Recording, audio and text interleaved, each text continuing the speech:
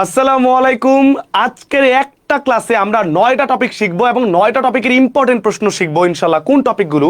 একটা হচ্ছে ইংরেজ আমলের ইম্পর্টেন্ট টপিক, বাংলাদেশের নদ নদী, চিত্রশিল্প বলতে বাংলাদেশ প্লাস আন্তর্জাতিকের যে চিত্রশিল্প না চিত্রশিল্পী সেগুলো, তারপর জাতীয় সংসদ, বিখ্যাত ব্যক্তিদের উক্তি, বিখ্যাত গ্রন্থ এবং খুবই ইম্পর্টেন্ট টপিক প্রণালী এবং চলচ্চিত্র।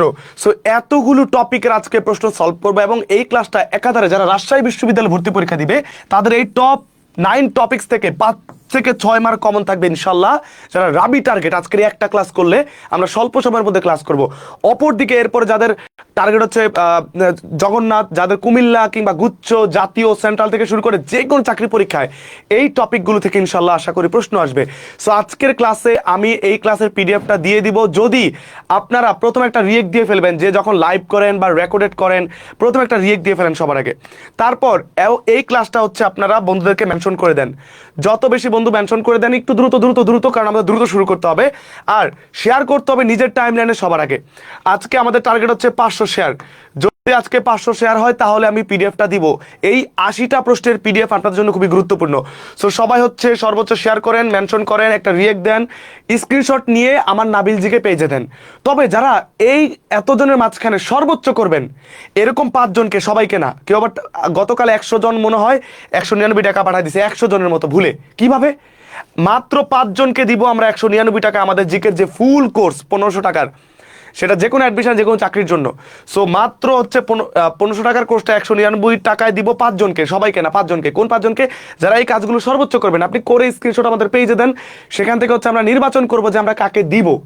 এর আগে পাঠায়েন না টাকা, ঠিক আছে? সো এবং আমাদের যে মূল কোর্সটা আছে এবং সকল আন্তর্জাতিক ক্লাস, বাংলাদেশের ক্লাস, সাম্প্রতিক ক্লাস, যত এক্সাম, যত মডেল টেস্ট, যত সাজেশন, সব কিছু ওই গ্রুপটাতে আছে। সো রাবির জন্য আমরা মোট 5টা ক্লাস নিয়েছি। এই 5টা ক্লাস করতে 1 থেকে 1.5 দিন লাগবে বা 2 দিন লাগবে সর্বোচ্চ।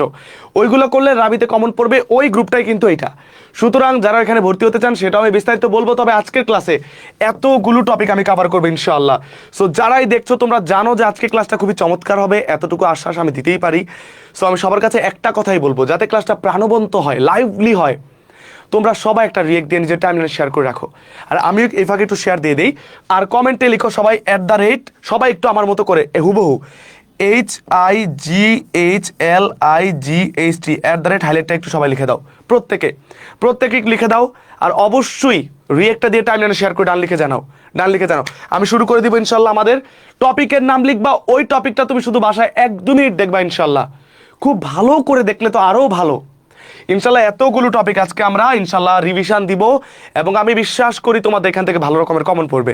সো রাবির পরীক্ষা কিন্তু 17 তারিখ। আমাদের অনেকের রাবির স্বপ্ন, রাবিয়ান হওয়ার স্বপ্ন, এবং রাবির স্বপ্নে আমরা বিভোর। কিন্তু সেই স্বপ্নের সাথে বাস্তবতার মিল তখন হবে যখন এবছর কিন্তু সিলেকশন নাই, তার মানে অনেক কম্পিটিশন হবে। সুতরাং আমাদের খুব ভালো করে পড়তে হবে রাবির জন্য। যে যতটি দিন আছে ততটা দিনই আমাদেরকে বুঝে বুঝে খরচ করতে হবে। তো ইনশাল্লাহ সেই জায়গায় আমি তোমাদের পাশে আছি। সো আর কথা না বলে আমি শুরু করে দিব। বাট বিফোর দ্যাট আমি হচ্ছে ক্লাসটা একটু শেয়ার করে দেই। তোমরা একটু শেয়ারটা করে ফেলো, প্রত্যেকে একটু শেয়ারটা করে ফেলো। হ্যাঁ, তোমরা সবাই লিখে দিচ্ছ, অনেক অনেক থ্যাংক ইউ। একটা রিয়েক্ট দিয়ে শেয়ারটা করে দাও আর হাইলাইটটা লিখে দাও। আজকে এতগুলো টপিক সলভ করবো, তুমি খাতা কলম নিয়ে বসবা মাস্ট। খাতা কলম নিয়ে যেটা না বসবি, তোদের বাবা মার কাছে আমি কল দিব, যেটা পরীক্ষা দিবি কল দিয়ে কিন্তু অভিযোগ দিব যে তুই ক্লাস করস কিন্তু মনোযোগী না। আর এই ক্লাসটা শুধু রাবির জন্য না, এরপরে যারা অন্যান্য বিশ্ববিদ্যালয় বা যে কোনো চাকরির জন্য ক্লাসটা কিন্তু করতে পারবে, এতে কোনো ধরনের কোনো সমস্যা নেই, ঠিক আছে? সো আমরা দেরি না করে শুরু করে দিচ্ছি ইনশাল্লাহ, ঠিক আছে? রাবি জিকে টপ 9 টপিকস, 9টা টপিক তোমরা একটু খাতায়ও লিখে নিবে ইনশাল্লাহ, যাতে করে তোমরা ক্লাসটা মানে শেষ হওয়ার পর ওইগুলো নিজেরাও করতে পারো, ঠিক আছে? ক্লাসটা শেষ হওয়ার পর যাতে নিজেরাও করা যায়, তাই না? ওকে, তাহলে আমার শেয়ার তো ডান, আলহামদুলিল্লাহ। এখন আমরা হচ্ছে ক্লাসে ব্যাক করি। সো আমরা একটু খাতা কলম নিয়ে বসি, চলো আমরা শুরু করে দেই। তো আমাদের প্রথম যেই 2টা প্রশ্ন থাকবে একটু উত্তর করি। এটা হচ্ছে ব্রিটিশ পিরিয়ড থেকে। সো আমরা দেখি কারা কারা পারি এবং কি টাইপের প্রশ্ন হবে আমি সবাইকে ধরিয়ে দেবো ইনশাল্লাহ। সো 76-এর মন্বন্তর বাংলা কোন সালে হয়েছিল? ভারতীয় উপমহাদেশের প্রথম শিক্ষা কমিশনের নাম কি? এই 2টা প্রশ্নের উত্তর আমরা একটু জানতে চাইবো। এই 2টা প্রশ্নের উত্তর আমরা একটু কষ্ট করে আমরা দিয়ে দেই সবাই। এই 2টা প্রশ্নের উত্তর আমরা একটু কষ্ট করে প্রত্যেকে দিয়ে দেই। প্রত্যেকের চেষ্টা করি দুটো প্রশ্নের উত্তর কি হবে, দেখি কারা কারা উত্তর করতে পারি, দেখি কাদের উত্তরগুলো সঠিক হয়। ঠিক আছে, কাদের উত্তরগুলো সঠিক হয় আমি একটু দেখতে চাই, কাদের উত্তরগুলো সঠিক হয় একটু জানাই যে উত্তরগুলো কি হবে।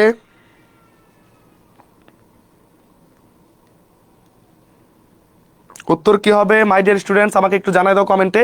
প্রত্যেকের ফার্স্ট কমেন্ট করবা, দেরি করলে তোমাদেরই লস, একটু ফার্স্ট কমেন্ট করতে হবে। সো প্রথম প্রশ্নটা হচ্ছে, প্রথম প্রশ্ন আমাদের প্রথম প্রশ্ন হচ্ছে ৭৬ মন্বন্তর কোন সনে হয়েছিল। আমি একটু খাতায় লিখবো টপিক, তোমরা শুধু খাতায় লিখবা। আর আজকে তোমাদের একটা গিফট দিয়ে দিব, আজকে তোমাদের এই ক্লাসে একটা সারপ্রাইজ গিফট থাকবে ইনশাল্লাহ। সেই সারপ্রাইজ গিফটটা পাওয়ার পর প্রত্যেকে আমাকে বলবা ভাইয়া বিনা টাকায় এই যে জিনিসটা আমাদের রাবির জন্য দিছেন, এইটার কারণে আমরা চমৎকার রেজাল্ট করছি। সো একদম ক্লাসের লাস্ট পয়েন্ট, মনে করো একদম লাস্ট স্লাইড, আমার এই ক্লাসের লাস্ট যে কথাটা থাকবে, আমি তোমাদের রাবির জন্য কোন টপিকগুলো ইম্পর্টেন্ট যেটা আমাদের পেইড ব্যাচে সেটা তোমাদেরকে দেখাই দিব। সো শেষ অবধি ক্লাসে থাকলে ইনশাল্লাহ তুমি যা পাবা, সো এটা অনেক স্পেশাল হবে ইনশাল্লাহ, স্পেশাল হবে ইনশাল্লাহ। সো এটা মাথায় রেখে তোমরা ক্লাসটা করে, ঠিক আছে, এটা মাথায় রেখে আজকে ক্লাসটা কইরো শুধু, যাতে তোমার সর্বোচ্চ এখান থেকে কমন থাকে। প্রথম প্রশ্ন হচ্ছে ৭৬ মন্বন্তর বাংলা কোন সনে হয়েছিল। দেখবা যে বাংলা বলছে, এখানে বাংলা বলছে নাকি খ্রিস্টাব্দ বলছে, খ্রিস্টাব্দ বা ইংরেজি, খ্রিস্টাব্দ বা যদি বলে ইংরেজি কোন সনে, ইংরেজি কোন সনে। এই বাংলা আর ইংরেজি খেয়াল না করে ভুল করে অনেকে, যদিও বাংলায় আসে বেশি, তবে ইংরেজি আসতেও আমি দেখেছি যে তুমি প্রশ্ন সলভ করেছি। সো যদি বাংলায় বলে তাহলে ১১৭৬, উত্তর যারা গ দিয়েছে উত্তর সঠিক। কিন্তু যদি বলি ইংরেজি কত সনে, ইংরেজি কত সনে, ইংরেজি কত সনে কারো জানা আছে, কারো কি জানা আছে ভাই আপু ইংরেজি কত সনে, সেটা একটু উত্তর করতে হবে। সো এই ফাঁকে ভারতীয় উপমহাদেশের প্রথম শিক্ষা কমিশনের নাম হচ্ছে হান্টার শিক্ষা কমিশন। আমি এই টপিকটা কোন জায়গা থেকে নিলাম, ব্রিটিশ যারা গভর্নর ছিল, হ্যাঁ ব্রিটিশ যারা গভর্নর ছিল, হ্যাঁ তারপর তোমার হচ্ছে ভাইসরয় ছিল বা ইত্যাদি যারা ছিল, তারা বিভিন্ন সময় কেউ হচ্ছে টেলিগ্রাফ এনেছে, কেউ হচ্ছে রেল লাইন ব্যবস্থা করেছে, কেউ হচ্ছে সত্য বিলোপ নীতি করেছে, কেউ হচ্ছে বিধবা বিবাহ আইন করেছে, কেউ সতীদাহ প্রথা রদ করেছে, ঠিক আছে, কেউ হচ্ছে পুলিশ তৈরি করেছে, কেউ হচ্ছে তোমার কি বলে প্রথম কোনো আদমশুমারি করেছে। এই যে কোন ব্যক্তির কি অবদান, কেউ ৫ বন্দোবস্ত, কেউ ১০ বন্দোবস্ত, কেউ চিরস্থায়ী বন্দোবস্ত করেছে, ঠিক আছে, কেউ টিপু সুলতানের সাথে মহীশূরের যুদ্ধ করেছে। সো যেটা করেছে ওইটা একটু মাথায় রাখবা। আবার কে বঙ্গভঙ্গের সাথে জড়িত ছিল, ঠিক আছে, কে বঙ্গভঙ্গের সাথে জড়িত ছিল, কে প্রথম গভর্নর, কে শেষ গভর্নর, একটু সুন্দর করে জানতে হবে। আবার এই এই এই জিনিসগুলো একটু জানতে হবে। তো আমি বিস্তারিত গেলাম না। তো এখানে বাংলা ইংরেজি কত সনে, ইংরেজি কত সনে কারো কি জানা আছে দেখি একটু কমেন্ট করে জানাও, আমি কমেন্টটা দেখবো ইনশাল্লাহ, কোনো সমস্যা নাই। তোমরা যা সবাই ধুমায় কমেন্ট করো, কোনো প্রবলেম নাই। সো ১৭৭০ কে দিয়েছো, ওকে, সাগর প্রামাণিক উত্তর সঠিক।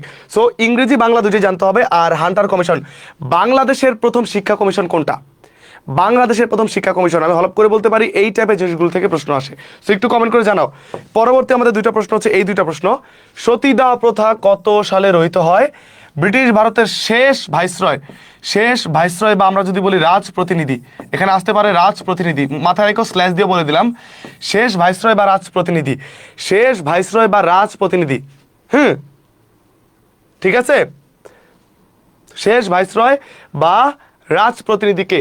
সতীদাহ প্রথা কত সালে রদ হয়। আমরা জানি সতীদাহ প্রথা রদের সাথে দুইটা ব্যক্তির নাম খুবই জড়িত, একটা হচ্ছে তোমার লর্ড বেন্টিং বা লর্ড বেন্টিং, আরটা হচ্ছে কি রাজা রামমোহন রায়, রাজা রামমোহন রায়। তো মাথায় রাখতে হবে সতীদাহ প্রথা রদ করেছেন লর্ড বেন্টিং, রদের জন্য আন্দোলন করেছেন, সামাজিক সচেতনতা গড়ে তুলেছেন, বেন্টিং এর কাছে আবেদন করেছেন বা এর গুরুত্বটা তুলে ধরেছেন যে ব্যক্তি, সেই ব্যক্তি উনি। কিন্তু প্রশাসনে তো তার কোনো ক্ষমতা ছিল না, প্রশাসনে ছিল ব্রিটিশরা। সো কোনো কিছু অফিসিয়ালি অফ করা অন করা সেটা তো প্রশাসনে যে থাকে বা সরকারে যে থাকে, যেটা আমি সহজ করে বলি, সে তো আইনটা তৈরি করতে পারে। যেমন অধ্যাদেশ বা অর্ডিন্যান্স কে জারি করতে পারে, রাষ্ট্রপতি জারি করতে পারে। তো সাংবিধানিক নিয়মভাবে তিনি কিন্তু এই সতীদাহ প্রথা রদ করেছিলেন বা বাতিল করেছিলেন বা উচ্ছেদ করেছিলেন, কিন্তু সেটার পক্ষে কথা বলে গিয়েছেন যেই ব্যক্তি, সে ব্যক্তি রাজা রামমোহন রায়। সো এখানে সতীদাহ প্রথা রদ হয়েছে 1829 সালে। 1829 যারা উত্তর দিয়েছো একদমই সঠিক। অপরদিকে ব্রিটিশ ভারতের শেষ ভাইসরয় বা রাজপ্রতিনিধি হচ্ছে লর্ড মাউন্টব্যাটেন, ঠিক আছে, লর্ড মাউন্টব্যাটেন। আর লর্ড কার্জন হচ্ছে যখন বঙ্গভঙ্গ হয়েছিল সেই সময়কার তিনি হচ্ছে একজন গভর্নর ছিলেন, হ্যাঁ। লর্ড কার্জন ছিল। এখন তোমরা বলো বঙ্গভঙ্গ হয় কত সালে, বঙ্গভঙ্গ হয় কত সালে, এটা একটু কমেন্ট করে জানতে চাই। পরবর্তীতে আমাদের যে প্রশ্ন সেটা হচ্ছে এই দুটো প্রশ্ন, যে লর্ড ক্যানিং ভারতীয় উপমহাদেশে প্রথম কোন ব্যবস্থা চালু করেন, আর ভারতীয় উপমহাদেশে ইস্ট ইন্ডিয়া কোম্পানির যে শাসন সেটার অবসান হয় কত সালে। এটা একটু কঠিন লাগতে পারে, বাট এই টাইপের প্রশ্ন কিন্তু হয়। লর্ড ক্যানিং কোন ব্যবস্থা চালু করেন, ইস্ট ইন্ডিয়া কোম্পানির শাসন শেষ হয় কবে। সো এই টাইপের ব্রিটিশ ভারত থেকে তোমরা অবশ্যই রাবিতে প্রশ্ন ইনশাল্লাহ কমন পাবে। সো সেখান থেকে একটা বিষয় মাথা রাখবা, খাতায় লিখে রাখো, আজকে তো ক্লাসে যারা থাকবা তোমরা ক্লাস শেষে ইনশাল্লাহ রাবি জিকের পূর্ণাঙ্গ যে সাজেশনটা ইনশাল্লাহ আশা করি পেয়ে যাবা। সো সেটার জন্য একদম সুখবর আছে, ইনশাল্লাহ শেষ অবধি থাকলে পাবা। শেষ অবধি যদি আজকে তোমাদের শেয়ার, আজকে আমি একটা টার্গেট দিয়ে দিব, যদি না হয় তাহলে তোমরা রাবি জিকে আমার পেইড বেচে যে সাজেশন দিচ্ছি, সিক্রেট সাজেশন দিব, তোমরা যদি আজকের ক্লাসে এই 1000 শেয়ার পূর্ণ করতে পারো, এখন এটা তোমাদের হাতে, it's totally up to you guys. তোমরা আমাকে সর্বোচ্চ পরিমাণে সাপোর্ট করো যাতে অনেক শিক্ষার্থী এটা পায়। এটার পিছনে রিজন হচ্ছে যাতে অনেক শিক্ষার্থী এটা পায়। সো তোমরা যদি 1000 শেয়ার টার্গেট পূরণ করতে পারো, তবেই তোমরা, শর্ত দিয়ে দিলাম, তবেই তোমরা কি পাবে, এই রাবি জিকের সিক্রেট পেইড বেসের সাজেশনটা ওপেনলি তোমাদেরকে দিয়ে দিব। তবে মাথায় রাখতে হবে 1000 সাজেশন অবশ্যই পূর্ণ করতে হবে। তুমি নিজের টাইমে শেয়ার করো, বিভিন্ন শিক্ষামূলক গ্রুপে শেয়ার করো, ফ্রেন্ডদের কাছে শেয়ার করো। So time start now. তুমি যদি না করো অন্য কেউ করে না, তুমি ভাবো অন্য কেউ হয়তো করবে, আমার করার দরকার কি, তুমি একজন করলে অন্য কেউ করবে। সো আগামী 2-4 মিনিটের মধ্যে তোমরা ডান করে ফেলে সর্বোচ্চ শেয়ার, না হলে কিন্তু তোমরা সেই সাজেশনটা পাবা না ইনশাল্লাহ। সো আমি তোমাদের বলে দেই, লর্ড ক্যানিং কি করছে, লর্ড মেও কি করছে, তারপর লর্ড ডালহৌসি কি করছে, আমি বারবার বলছি খুব সুন্দর করে এগুলো পড়বা, ঠিক আছে, খুব সুন্দর করে পড়বা, ওকে, খুব সুন্দর করে পড়ে ফেলবা।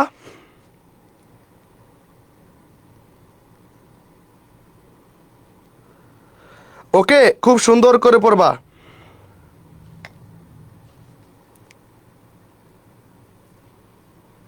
ওকে, এটা মাথায় রাখবা, খুব সুন্দর করে পড়বা এই বিষয়গুলা। আচ্ছা, খুব সুন্দর করে তোমরা এগুলো পড়বা। সো আমরা দেখতেছি লর্ড ক্যানিং এর ব্যাপারে চিরস্থায়ী বন্দোবস্ত ভুলেও না, দ্বৈত শাসন ভুলেও না, সতীদাহ তো ভুলেও না, বাদ দিলাম। এই পুলিশ ব্যবস্থা, বা আমরা যদি বলি সিভিল সার্ভিস, মানে আমাদের যে বিসিএস ক্যাডার টাইপের এগুলা, সিভিল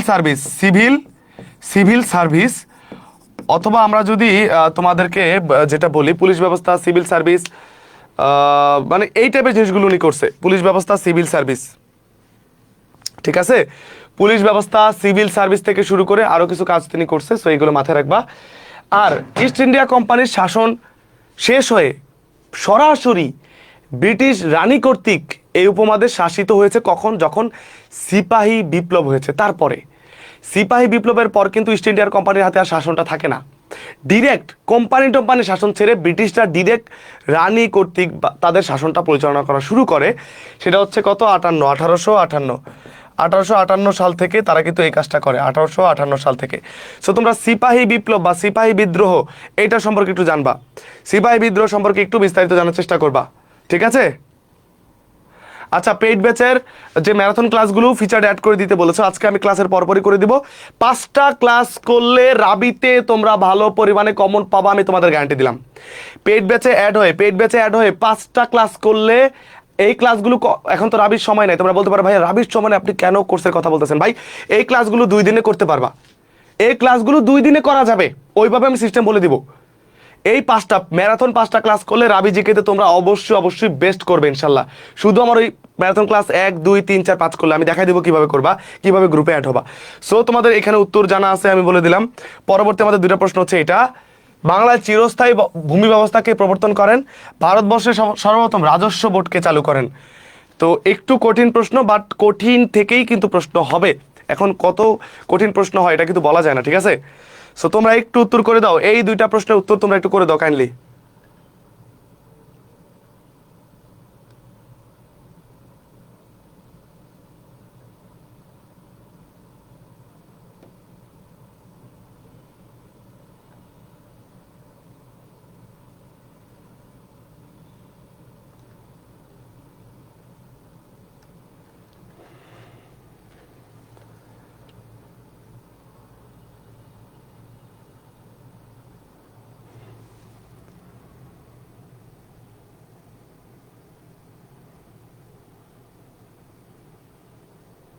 ওকে, ঠিক আছে। আচ্ছা, তো তোমরা চিরস্থায়ী ভূমি ব্যবস্থা কে চালু করেছেন? চিরস্থায়ী বন্দোবস্ত বা চিরস্থায়ী ভূমি ব্যবস্থা, চিরস্থায়ী ভূমি ব্যবস্থা কে চালু করেছেন? তোমরা যদি আজকে 1000 শেয়ার পূরণ করতে না পারো তাহলে সেই সাজেশন পাবে না। সো তোমাদের উপর নির্ভর করে তোমরা করবা কি করবা না। সবার করতে হবে, নাহলে তোমরা পাবা না। ঠিক আছে, ওকে।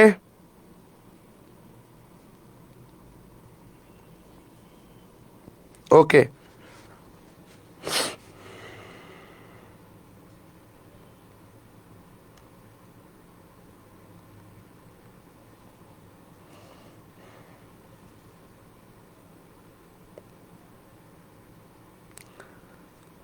যারা এখনই একটা রিয়েক্ট দাও না, রিয়েক্ট দিয়ে ফেলো ভাইয়া। প্রত্যেকে একটা রিয়েক্ট দিয়ে ফেলো, প্রত্যেকে একটা রিয়েক্ট দিয়ে ফেলো, প্রত্যেকে রিয়েক্ট দিয়ে ফেলো। আচ্ছা, ওকে, তোমরা দেখতেছো যে চিরস্থায়ী বন্দোবস্ত। সো চিরস্থায়ী বন্দোবস্ত অথবা সূর্যাস্ত আইন, যাই বলুক, সূর্যাস্ত আইন, সূর্যাস্ত আইন যাই বলুক, দুইটার উত্তর হবে কি? দুইটার উত্তর হবে লর্ড কর্নওয়ালিস। কর্ণ মানে কান। সূর্যাস্তের আগে কেউ যদি তাকে খাজনা দিতে না পারতো, সে তার জমি কেড়ে নিত, কান ধরে টেনে নিয়ে আসতো কর্নওয়ালিস। কান ধরে টেনে নিয়ে খাজনা দেওয়া হয়তো কর্নওয়ালিস। তো মনে রাখতে পারবা, সূর্যাস্ত আইন অথবা চিরস্থায়ী ভূমি ব্যবস্থা বা চিরস্থায়ী বন্দোবস্ত যাই বলুক, সেটা উত্তর হবে লর্ড কর্নওয়ালিস।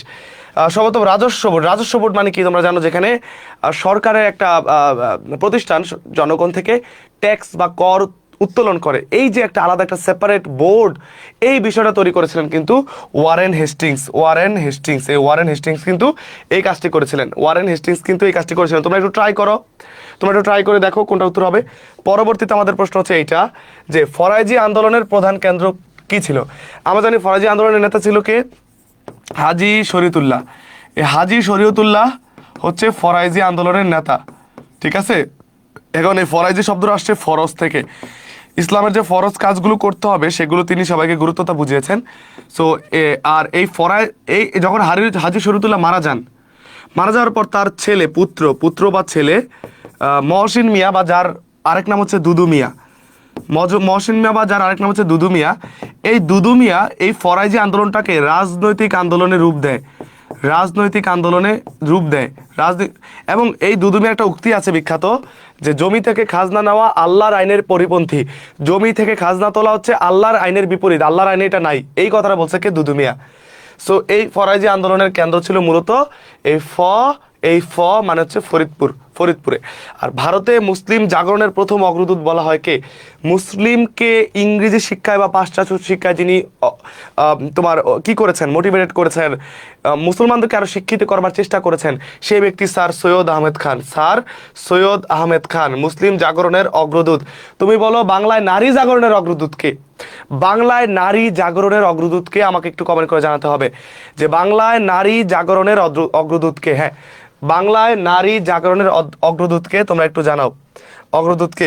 পরবর্তীতে আমাদের প্রশ্ন হলো এই দুইটা, তিতুমিরের বাঁশের কেল্লা কোথায় অবস্থিত? ইংরেজের বিরুদ্ধে তিতুমির কিন্তু একটি বাঁশের কেল্লা তৈরি করেছিলেন এবং ব্যাপক কি বলবো, সশস্ত্র বিপ্লব তৈরি করেছিলেন কিন্তু এই তিতুমির। তো এই তিতুমিরের আসল নাম হচ্ছে সৈয়দ মীর নিসার আলী। কি? সৈয়দ মীর নিসার আলী, সৈয়দ মীর নিসার আলী। এই তিতুমির, তার প্রধান নামটি বাদ দিয়ে তিতুমির নাম হলো কিভাবে? কারণ তিনি একটা কঠিন রোগে যখন ভুগছিলেন, এমন একটা তেতো ওষুধ তাকে খেতে দেওয়া হয়েছিল যেটা সচরাচর সবাই খেতে পারে না। তিনি সেটা পান করে প্রমাণ করে দিয়েছিলেন তিনি অনেক বেশি তিতা খাইতে পারেন, যে কারণেই তার নাম হয়ে গেছিল Titumir. And Mohammedan literary society এর প্রতিষ্ঠাতাকে। এই যে কিছু ইসলামের বা কিছু মুসলমানদের শিক্ষাভিত্তিক কিছু যে আন্দোলন তখন হয়েছিল বা প্রতিষ্ঠান গড়ে উঠেছিল, সেই জায়গাগুলো কিন্তু তোমাদের খুবই খুবই খুবই খুবই ইম্পর্টেন্ট বিশ্ববিদ্যালয়ে ভর্তি পরীক্ষার জন্য। So Mohammedan literary society, Mohammedan মানে মোহাম্মদীয়, হজরত মোহাম্মদ সাল্লাল্লাহু আলাইহি সাল্লামের নামের সাথে জড়িত। ঠিক আছে, বলো বলো, মুসলিম নারী জাগরণের অগ্রদূত, বাংলাদেশ নারী জাগরণের অগ্রদূত কে? ঠিক আছে,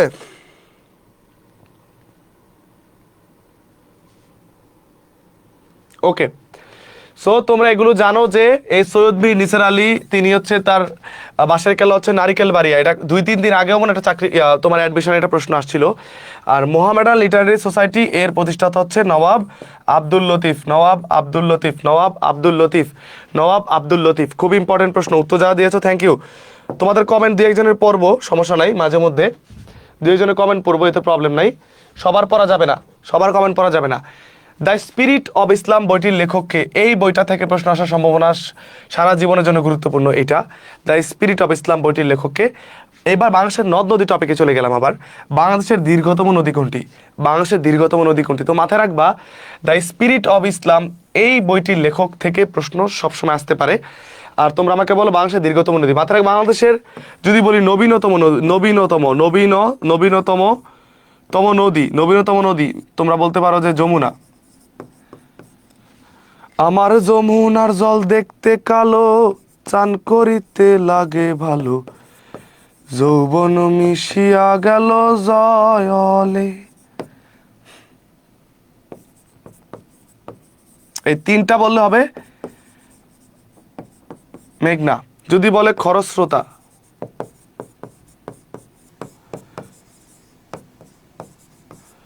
কর্ণফুলী। যদি বলে দীর্ঘ পথ অতিক্রম করেছে, দীর্ঘ পথ অতিক্রম, তখন কি তোমার হয়ে যাবে ব্রহ্মপুত্র। আর এখানে দীর্ঘতম বললে হবে এই যে 351 কিলোমিটার যে নদীটা, পদ্মা নদী, হিমালয়ের গঙ্গোত্রী হিমবাহ থেকে সৃষ্টি হয়ে বাংলাদেশের চাঁপাইনবাবগঞ্জ জেলায় দিয়ে প্রবেশ করে রাজবাড়িতে পদ্মা যমুনার সাথে মিলিত হয়ে পদ্মা নাম ধারণ করে চাঁদপুরে এসে পদ্মার সাথে মেঘনা যুক্ত হয়ে মেঘনা নাম ধারণ করে বঙ্গোপসাগরে চলে গিয়েছে বাংলাদেশের দীর্ঘতম নদী। নট বৃহত্তম, বৃহত্তম বললে হবে মেঘনা, আর দীর্ঘতম কিন্তু পদ্মা। তাহলে বাংলাদেশের খরস্রোতা নদী হচ্ছে কর্ণফুলী, হ্যাঁ। নবীনতম নদী হচ্ছে যমুনা। যমুনা যদি অপশনে না থাকে, যদি কোনদিন যমুনা না থাকে তখন জিঞ্জিরাম। আর প্রশস্ততম বললে, গভীরতম বললে, বৃহত্তম বললে হবে মেঘনা। যদি বলে ক্ষুদ্রতম তখন হবে কি বলেশ্বর।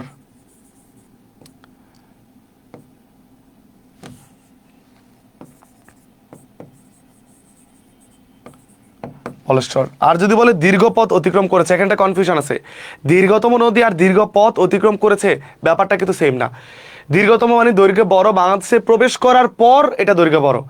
কিন্তু যদি বলে বাংলাদেশের কোন নদীটি দীর্ঘ পথ অতিক্রম করেছে, সেটি কিন্তু আবার পদ্মা হবে না। কারণ এই ব্রহ্মপুত্র নদীটি তিব্বত, চীন, ভারত, তারপর বাংলাদেশে আসছে বিরাট উপর দিয়া ঘুরা। এটা আসছে তোমার তিব্বতের কৈলাস সিংহের মানস সরোবর থেকে সৃষ্টি হয়ে। যখন তিব্বতে ছিল এটার নাম ছিল ইয়ারলাং সাংপো। যখন এটা ভারতে আসে এটার নাম হয়ে যায় ডিহি। যখন এটা বাংলাদেশে প্রবেশ করে, ঠিক আছে, এটা কুড়িগ্রাম দিয়ে প্রবেশ করে, হ্যাঁ, এটার নাম হয়ে যায় হচ্ছে ব্রহ্মপুত্র নদ। এটা একটা নদ। সো এই জন্য কিন্তু এটা দীর্ঘ পথ অতিক্রম করে এসেছে। সো প্রশ্ন বুঝে তোমাদের উত্তর করতে হবে। আর অপরদিকে যদি আমরা বলি যে দ্য স্পিরিট অফ ইসলাম বইটির লেখককে, বলো তো কে হবে? অবশ্যই হবে সৈয়দ আমির আলী। সৈয়দ আমির আলী, খুবই গুরুত্বপূর্ণ দুইটা প্রশ্ন আমি তোমাদেরকে বলে দিলাম। সৈয়দ আমির আলী, ঠিক আছে, সৈয়দ আমির আলী। পরবর্তীতে আমাদের প্রশ্ন হচ্ছে এই দুইটা, এশিয়ার সর্ববৃহৎ প্রাকৃতিক মৎস্য প্রজনন কেন্দ্র কোনটি? এটা সারা জীবনের জন্য ইম্পর্টেন্ট একটা প্রশ্ন। কিছু প্রশ্নকে আমি বলবো সারা জীবনের জন্য ইম্পর্টেন্ট, তখন তুমি মনে রাখবো এটা এভাবে পড়ে নিতে হবে, ঠিক আছে, মাথায় রাখতে হবে। সবাই একটু রিয়েক্টটা দিয়ে দাও, যারা রিয়েক্ট দাও একটা মেনশন করে দাও প্লিজ। তোমরা একটা শেয়ার মেনশন করে দাও, কারণ আজকে আমি একটা কথাই বলছি যে তোমাদের যদি 1000 শেয়ার না হয় তোমরা কিন্তু কি পাবা না, রাবি জিকের আমার পেইড ব্যাচের যে সিক্রেট সাজেশন যেটা দেওয়ার তোমাদের কথাই না, ওইটা আজকে তোমাদেরকে দিয়ে দেবো ইনশাল্লাহ।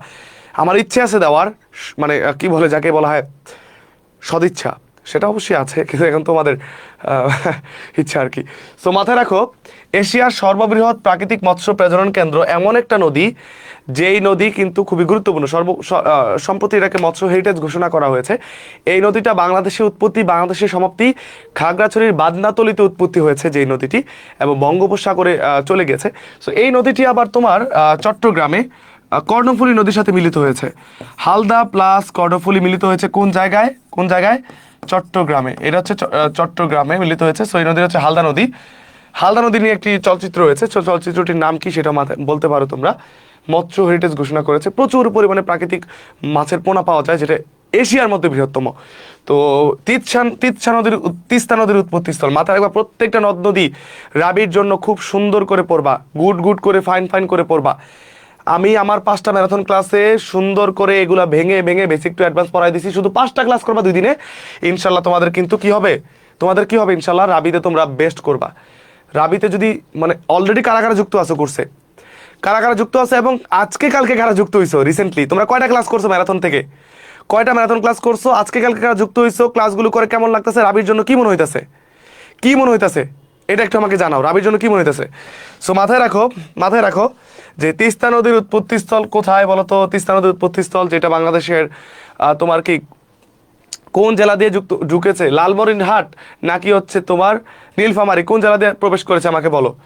সো প্রত্যেকটা নদীর উৎপত্তিস্থল, মিলিতস্থল, উৎসব, তারপর হচ্ছে বিভিন্ন তথ্যগুলো তোমরা একটু জানবা। সো ভুটান থেকে এটা বাদ দিলাম, নেপাল থেকে বাদ দিলাম, শেষ, এই দুটো আগে আমাদের বাদ। সিকিমের পর্বত থেকে, সিকিমের পর্বত থেকে বাংলাদেশের উপর দিকে যে সিকিম রয়েছে, যে সিকিম একসময় স্বাধীন দেশ ছিল, ভারত সেটাকে কৌশলে তাদের দেশের সাথে যুক্ত করে নিয়েছে। সেই সিকিম অনেকে ঘুরতে যায়, সিকিমের রাজধানীর নাম হচ্ছে গ্যাংটক, গ্যাংটকে অনেক ঘুরতে যায় সস্তায়, মানে কম দামে স্নোফল দেখার জন্য অনেকেই যায়। আমার যাওয়ার কথা ছিল, ভেটে বলে হয়নি এই বছর, দোয়া করে যাতে ভবিষ্যতে যেতে পারি, যদি যাই আর কি, কোয়া যায় না, মাথায় রাখবা। পরবর্তীতে আমাদের প্রশ্ন হচ্ছে এই দুইটা, কোন নদীটি বাংলাদেশে হতে ভারতে গিয়ে পুনরায় বাংলাদেশে প্রবেশ করেছে। বাংলাদেশ ও ভারতের মধ্যে অভিন্ন নদী বা আন্তঃসীমান্ত নদী বা ট্রান্স বাউন্ডারি নদী কয়টি? খুবই ইম্পর্টেন্ট প্রশ্ন এগুলা, এগুলা কিন্তু অত্যন্ত অত্যন্ত ইম্পর্টেন্ট প্রশ্ন, আমি বারবার বলবো। হ্যাঁ ঠিক আছে, অত্যন্ত ইম্পর্টেন্ট। কারা কারা কোর্সে আসো তোমরা কমেন্ট করো, একটু জানাও, যেহেতু তোমরা কিন্তু অনেকে আমাকে নক দিছে, কালকে যুক্ত হয়েছে, ধরো কালকে বা আজকে দিনে, আজকে সকালে যারা যুক্ত হয়েছে, সকালে যারা যুক্ত হয়েছে মাত্র 350 টাকায় যারা যুক্ত হয়েছে, ওরা বলতেছে ভাইয়া 5টা ম্যারাথনের মধ্যে আমরা 3টাই করে ফেলছি, রাতে এসে বলতেছে, নক দেয় 3টা ডান, আমি, তুমি যদি আমাকে বলো আমি তোমাকে দেখাইতে পারবো, ভাইয়া 3টা ডান, এখন একটু ভাল লাগতেছে, আর 2টা করে ফেলবো। আমি বলছি ভাইয়া আজকে আর করো না ভাই, সারাদিন ক্লাসে করছে, কারণ ওরা শেষ করতে হবে, অলরেডি সবাই পড়ছো, কিন্তু একটু কি আছে আমার ক্লাসে, কি সাজেশনটা আছে, কোন টপিকটা, আমি প্রত্যেকটা বড় বড় টপিকের মধ্যে কিন্তু শুধু স্টার মার্ক করেছি যেগুলো ইম্পর্টেন্ট। আমি লাইভে আসি, আমার এটা আমার পেট বেশি স্টুডেন্টরাও দেখতেছে, আমি যদি ভুল বলি ওদের সামনে কিন্তু ভুল বলা যাবে না। সুতরাং তোমরা যে যার কাছে পড়ছো, যেই বই পড়ছো, যদি অ্যাড হয়ে যাও আজকে নক দিয়ে দাও, শর্টকাটে আমি তোমাদের বলে দেবো কিভাবে, সমস্যা নেই। তো বাংলাদেশ ভারতের মধ্যে অভিন্ন নদী কিন্তু 54টি, 54 অপশন না থাকলে তখন কিন্তু 55টি থাকতে পারে, 54 না থাকলে যদি 55 থাকে তখন 55 উত্তর করবা। অপরদিকে কোন নদীটি বাংলাদেশে প্রবেশ করে পুনরায় ভারতে গিয়ে বাংলাদেশে আবার ফিরে আসছে। সো এরকম নদী আছে তোমার কয়েকটা, যেমন মহান আপুটা দিয়ে মনে রাখতে পারবা, মহান আপুটা তোমাকে ছেড়ে ভারতে গেছিল, আবার পুনরায় তোমার তোমার কথা চিন্তা করে বাংলাদেশে ফিরে আসছে। যেমন এই মতে কি, মতে হচ্ছে মহানন্দা, মহানন্দা। হাতে কি, হাতে কি বলতো, মহান্তে হচ্ছে মহানন্দা, হ্যাঁ। আতে হচ্ছে আত্রাই, আতে হচ্ছে কি আত্রাই। পুতে হচ্ছে পুনর্ভবা, পুনর্ভবা। আর টাতে হচ্ছে কি টাঙ্গন। এই 4টা নদী বাংলাদেশ থেকে ভারতে গিয়ে পুনরায় বাংলাদেশে ফিরে আসছে, এই 4টা নদী। সেইখানে অপশনে কি এই 4টার কোন একটা আছে? চিত্রা, চিত্রা, বিত্রাবাদ, আত্রাই আছে, আত্রাই সঠিক উত্তর। উত্তর আত্রাই কারা দিয়েছো? একদমই সঠিক, একদমই সঠিক। এখন আমি এগুলাকে একটু ম্যাপ দেখে পড়াই, যতই টেকনিক পড়ো ভাই, জিকেটা ব্যাপার কি ম্যাপ দেখে বুঝতে হবে। আমি কিন্তু জিকে টেকনিকও জোর দিই, আবার পেট বেচে ম্যাপের উপর জোর দিই। আর সব থেকে মজার ব্যাপার, আলহামদুলিল্লাহ আমাদের ফেব্রুয়ারির ঠিক মানে 1 থেকে 5 তারিখের মধ্যে আমাদের 26-27-এর যে প্রি অ্যাডমিশন জিকে কোর্স সেটা শুরু হতে যাচ্ছে। সো যারা তোমার 26-27-এ আছো, নতুন কোর্সে যুক্ত হবে, একদম নতুন, এটা চলবে 26-এ অ্যাডমিশন শেষ অবধি, আগামী 1 বছর। এখন যুক্ত হয়ে গেলে তোমরা একজনও মিস করো না, এখন কিন্তু প্রি বুক করলে বিশাল ডিসকাউন্ট আছে। আমাদের নতুন কোর্স, নতুন সম্ভাবনা, একদম নতুন বছরের নতুন কোর্স। 25 যারা সেকেন্ড টাইম দিবা তোমরা যোগাযোগ করো, 26 যারা কলেজ আসো, 27 যারা কলেজের পাশাপাশি শিখতে চাও, যুক্ত হয়ে যাও। তো মাথায় রাখবা, তো মাথায় রাখবা এই আর কি। সো এরপরে আমাদের যে টপিকটা থাকবে এই দুইটা, আরিয়াল বিল কোথায়, আরিয়াল বিল কোথায়, পৃথিবীর বৃহত্তম বদ্বীপ কোনটি? 2টা প্রশ্ন। আরিয়াল বিল কোথায়, বাংলাদেশের বৃহত্তম বিল কোনটা, ক্ষুদ্রতম বিল কোনটা, নদ নদী চর, কয়েকটা বিষয় আমি তোমাদেরকে বলি, বাংলাদেশের কয়েকটা বিষয় বলি রাবির জন্য, কয়েকটা বিষয়, চর, হ্রদ, জলপ্রপাত, তারপর হচ্ছে সমুদ্র সৈকত, 4টা জিনিস বললাম। চর, হ্রদ, দ্বীপ, দ্বীপ, দ্বীপ, দ্বীপ, দ্বীপ, চর, হ্রদ, দ্বীপ, জলপ্রপাত, সমুদ্র সৈকত, নদ নদী, এই কয়েকটা জিনিস একটু সুন্দর করে পড়বা রাবির জন্য। রাবির জন্য শেষ সময়ে এই জিনিসগুলো একটু সুন্দর করে পড়বা। তো এখানে আরিয়াল বিল মুন্সিগঞ্জে, আরিয়াল বিল হচ্ছে মুন্সিগঞ্জে, আরিয়াল বিল মুন্সিগঞ্জে, আরিয়াল বিল, ঠিক আছে, আরিয়াল বিল। তোমরা আমাকে বলো পাবনা, নাটোর, সিরাজগঞ্জ, এই 3 জেলায় কি বিল আছে? এখানে বলো কি বিল আছে, এই তিনটা জেলায় কি বিল আছে? পাবনা, নাটোর, সিরাজগঞ্জ। আর পৃথিবীর বৃহত্তম বদ্বীপ যদি বলে নিঃসন্দেহে সেটা বাংলাদেশ। আর যদি বলে বাংলাদেশের বৃহত্তম বদ্বীপ সেটা হবে সুন্দরবন। বাংলাদেশের বৃহত্তম বদ্বীপ জেলা বললে আবার কিন্তু হবে তোমার কি ভোলা। বাংলাদেশের একমাত্র দ্বীপ জেলাও ভোলা, এটাও মাথায় রাখতে হবে। ঠিক আছে, দ্বীপের রানী কুইন আইল্যান্ড অফ বাংলাদেশ, তাও কিন্তু ভোলা। সবগুলো জেলা দেখবা ল্যান্ড দ্বারা কানেক্টেড। ভোলাটা এমন একটা জায়গায় আশেপাশে ভূমি দ্বারা কিন্তু কোনো জেলার সাথে কানেক্টেড না। বঙ্গোপসাগর ওই সাইডটাতে কিন্তু পড়ছে, মেঘনা নদীর পাশে। ঠিক আছে, বিষয়গুলো একটু মাথায় রাখবা। পরবর্তীতে আমাদের যে টপিক থাকবে সেটা হচ্ছে এই দুইটা, যে পদ্মা মেঘনা ডাকাতিয়া নদী নিচের কোথায় মিলিত হয়েছে? কপোতাক্ষ, শিবসা, পশুর নদীর কোন নদীর শাখা নদী? এই তিনটা নদী কোন নদীর শাখা নদী? নদী শাখা নদী, মিলিত স্থল, উৎপত্তি স্থল থেকে শুরু করে বিশেষ তথ্যগুলো আমাদের সুন্দর করে জানতে হবে। ঠিক আছে, সো সবাই ভাই আপুরা একটু উত্তরটা করে দাও।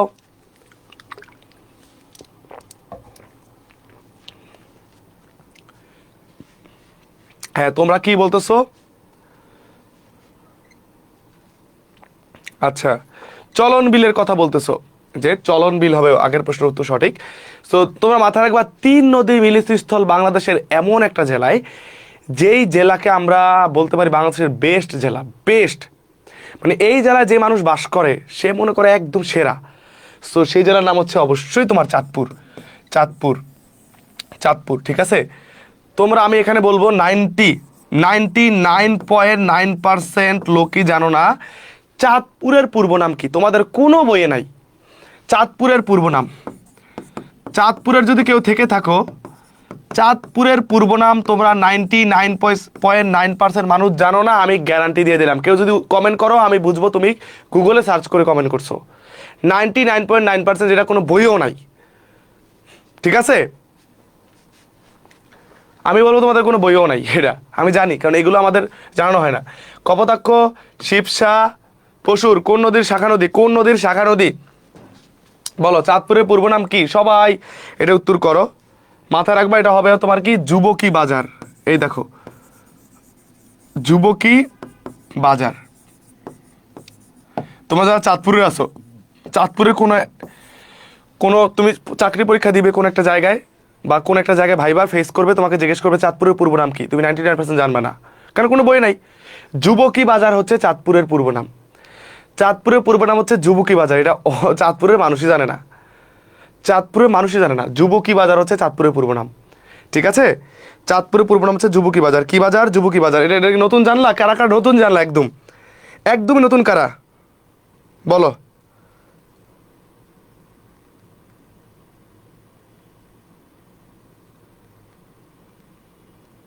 কারা একদমই নতুন জানছো? দেখি, আমার মনে হয় অনেকেই, আমার মনে হয় অনেকেই। একজন লিখছে মাছ বাজার, একটা দেমো। যুবকী বাজার, হ্যাঁ যুবকী বাজার, চাঁদপুরে অনেকেই জানে না। সো বাংলাদেশের শ্রেষ্ঠ জেলার নাম কি? সবাই কমেন্ট করো। চাঁদপুর। সো এটা হচ্ছে যুবকী বাজার, এটা হচ্ছে ভৈরব হবে, উত্তর হবে ভৈরব। কপোতাক্ষ, শিবসা, পশুর হচ্ছে ভৈরব নদীর শাখা নদী। ভৈরব নদীর শাখা নদী, ভৈরব নদীর শাখা নদী। পরবর্তীতে আমাদের দুটো প্রশ্ন হচ্ছে এইটা। এবার আমরা যাব সংসদ টপিকে। লেখো সংসদ টপিক, খুবই ইম্পর্টেন্ট। কোন কোন প্রশ্নগুলো ইম্পর্টেন্ট? অ্যামিকাস কিউরির অর্থ কি? বাংলাদেশের জাতীয় সংসদের কাস্টিং ভোট এটা কার সাথে জড়িত? এইটার ক্ষমতা কার কাছে আছে? সো এই দুইটা প্রশ্ন। অ্যামিকাস কিউরি মানে এমন একটা সংগঠনকে বোঝায়, এমন একটা প্রতিষ্ঠানকে বোঝায়, যেই প্রতিষ্ঠান একটা আদালতে যখন কোনো মামলা দায়ের করা হয়, সে মামলা সে একটা অনন্য ভূমিকা পালন করেন। সে কি বাদী বিবাদী এরকম না, সে তো নিরপেক্ষ একটা কোনো ব্যক্তির সংগঠন করে, আন্তর্জাতিক সংগঠন। সো সে কি করে? ওই মামলা সম্পর্কে তথ্য ঘাটাঘাটি করে, রিসার্চ করে, তথ্য সংগ্রহ করে। হ্যাঁ, মামলাটা নিষ্পত্তির জন্য সে সার্বিকভাবে সহযোগিতা করে। তার এই যে সহযোগিতা, এটা করে কিন্তু আদালতের অনেক উপকার হচ্ছে। আর উপকার করে কে? যে বন্ধু। তার মানে এটার অর্থ হচ্ছে আদালতের বন্ধু। কারা বলেছো? কারা বলছে উত্তর সঠিক? আদালতের বন্ধু। আর বাংলাদেশের কাস্টিং ভোট হচ্ছে স্পিকারের কাছে থাকে, স্পিকারের কাছে। তোমরা আমাকে বলো তো জাতীয় সংসদের সভাপতিকে? জাতীয় সংসদের সভাপতিকে? জাতীয় সংসদের সভাপতিকে। আর আমাদের জাতীয় সংসদের অভিভাবক, রক্ষক, ব্যাখ্যাকারক যাই বলুক, কে হবে? তোমরা কি জানো? কেউ জানো কি হবে উত্তর? অভিভাবক, রক্ষক, ব্যাখ্যাকারক, এটা উত্তর কি হবে? সো এই হচ্ছে ব্যাপার। স্পিকার হচ্ছে কাস্টিং ভোট করেন, মানে ধরো ভোট সমান হলে তিনি একটা ভোটাভুটি করে দুটাকে একটু সমাধান করার চেষ্টা করেন, এরকম বিষয় আর কি। সো এটা মাথায় রাখতে হবে। ঠিক আছে, এটা একটু মাথায় রাখতে হবে। আদালতের বন্ধু, উত্তর সঠিক। পরবর্তীতে প্রশ্ন হচ্ছে এই দুইটা। বাংলাদেশের জাতীয় সংসদের অধিবেশন আহ্বান করেন কে? অধিবেশন আহ্বান করেন কে? ঠিক আছে, অধিবেশন আহ্বান করেন কে? আর বাংলাদেশ জাতীয় সংসদের সংরক্ষিত নারী আসন কতটি? এই নারী আসন 40 থেকে 45 করেছিলেন কিন্তু বেগম খালেদা জিয়া, তার সময়ের যে সংশোধনী হয়েছে। আবার বিচারপতিদের বয়স 65 থেকে 67 হয়েছিল তার আমলে। চাকরির যে বয়সসীমা, প্রবেশের বয়সসীমা সরকারি চাকরি 27 থেকে 30 করেছিল তার আমলে, যেটা বর্তমানে হচ্ছে 32। এই 3টা বিষয় তোমরা একটু সুন্দর করে এক্সট্রা করে জেনে নাও। আমি চেষ্টা করি একটু এক্সট্রা তথ্য দিতে, হয়তো একটু সময় লাগে, বাট হয়তো এটা না আসলেও তোমার ওইটা থেকে কিন্তু প্রশ্ন কমন পড়তে পারে। সো একটা প্রশ্ন সলভ করে আমরা 4-5টা প্রশ্নের মতো লাভবান হতে পারি এই জায়গা থেকে, তাই না? হ্যাঁ, সংসদের অধিবেশন আহ্বান করা হচ্ছে রাষ্ট্রপতি। জাতীয় সংসদের সংরক্ষিত নারী আসন কিন্তু হচ্ছে 50টি। আমাদের সংবিধানের 17টি সংশোধনী হয়েছে। 17টি সংশোধনীর মধ্যে 2018 সালে যে 17তম সংশোধনী, সেই সংশোধনীর মূল বিষয় ছিল আগামী 25 বছর এই 50টি সংরক্ষিত আসন থাকবে আর কি, এটি বরাদ্দ থাকবে, এই বিষয়টি কিন্তু ছিল। হ্যাঁ, এই বিষয়টি ছিল 50টি নারী আসন। তবে এমনিতে আমাদের জাতীয় সংসদে মোট আসন কয়টি? নারী আসন বাদে মোট আসন কয়টি? সো এই যে কোর্সের কথা আসছে, এখন যদি তোমাদের আমাকে শুধু 1টা মিনিট সময় দাও, আমি তোমাদের এমন কিছু কথা বলবো যারা কোর্সে অ্যাড হয়েছে ওরা জানে। কোর্স বলতে কি ভাই? একটা কোর্সের দাম থাকে হচ্ছে কোনো জায়গায় 1500-2000, আমি মাত্র 1500 টাকা, মানে এই কোর্সে সবাই 1500 টাকা দিয়ে ভর্তি হয়েছে। লাস্ট একটা সুযোগ আসছে, এই কোর্স থাকবে তোমার সেন্ট্রাল জাতীয় বিশ্ববিদ্যালয় পর্যন্ত, সকল বিশ্ববিদ্যালয় সাপোর্ট পাবা, নার্সিং সহ, তারপর হচ্ছে তোমার গুচ্ছ সহ, আলাদা করে কোর্স লাগবে না।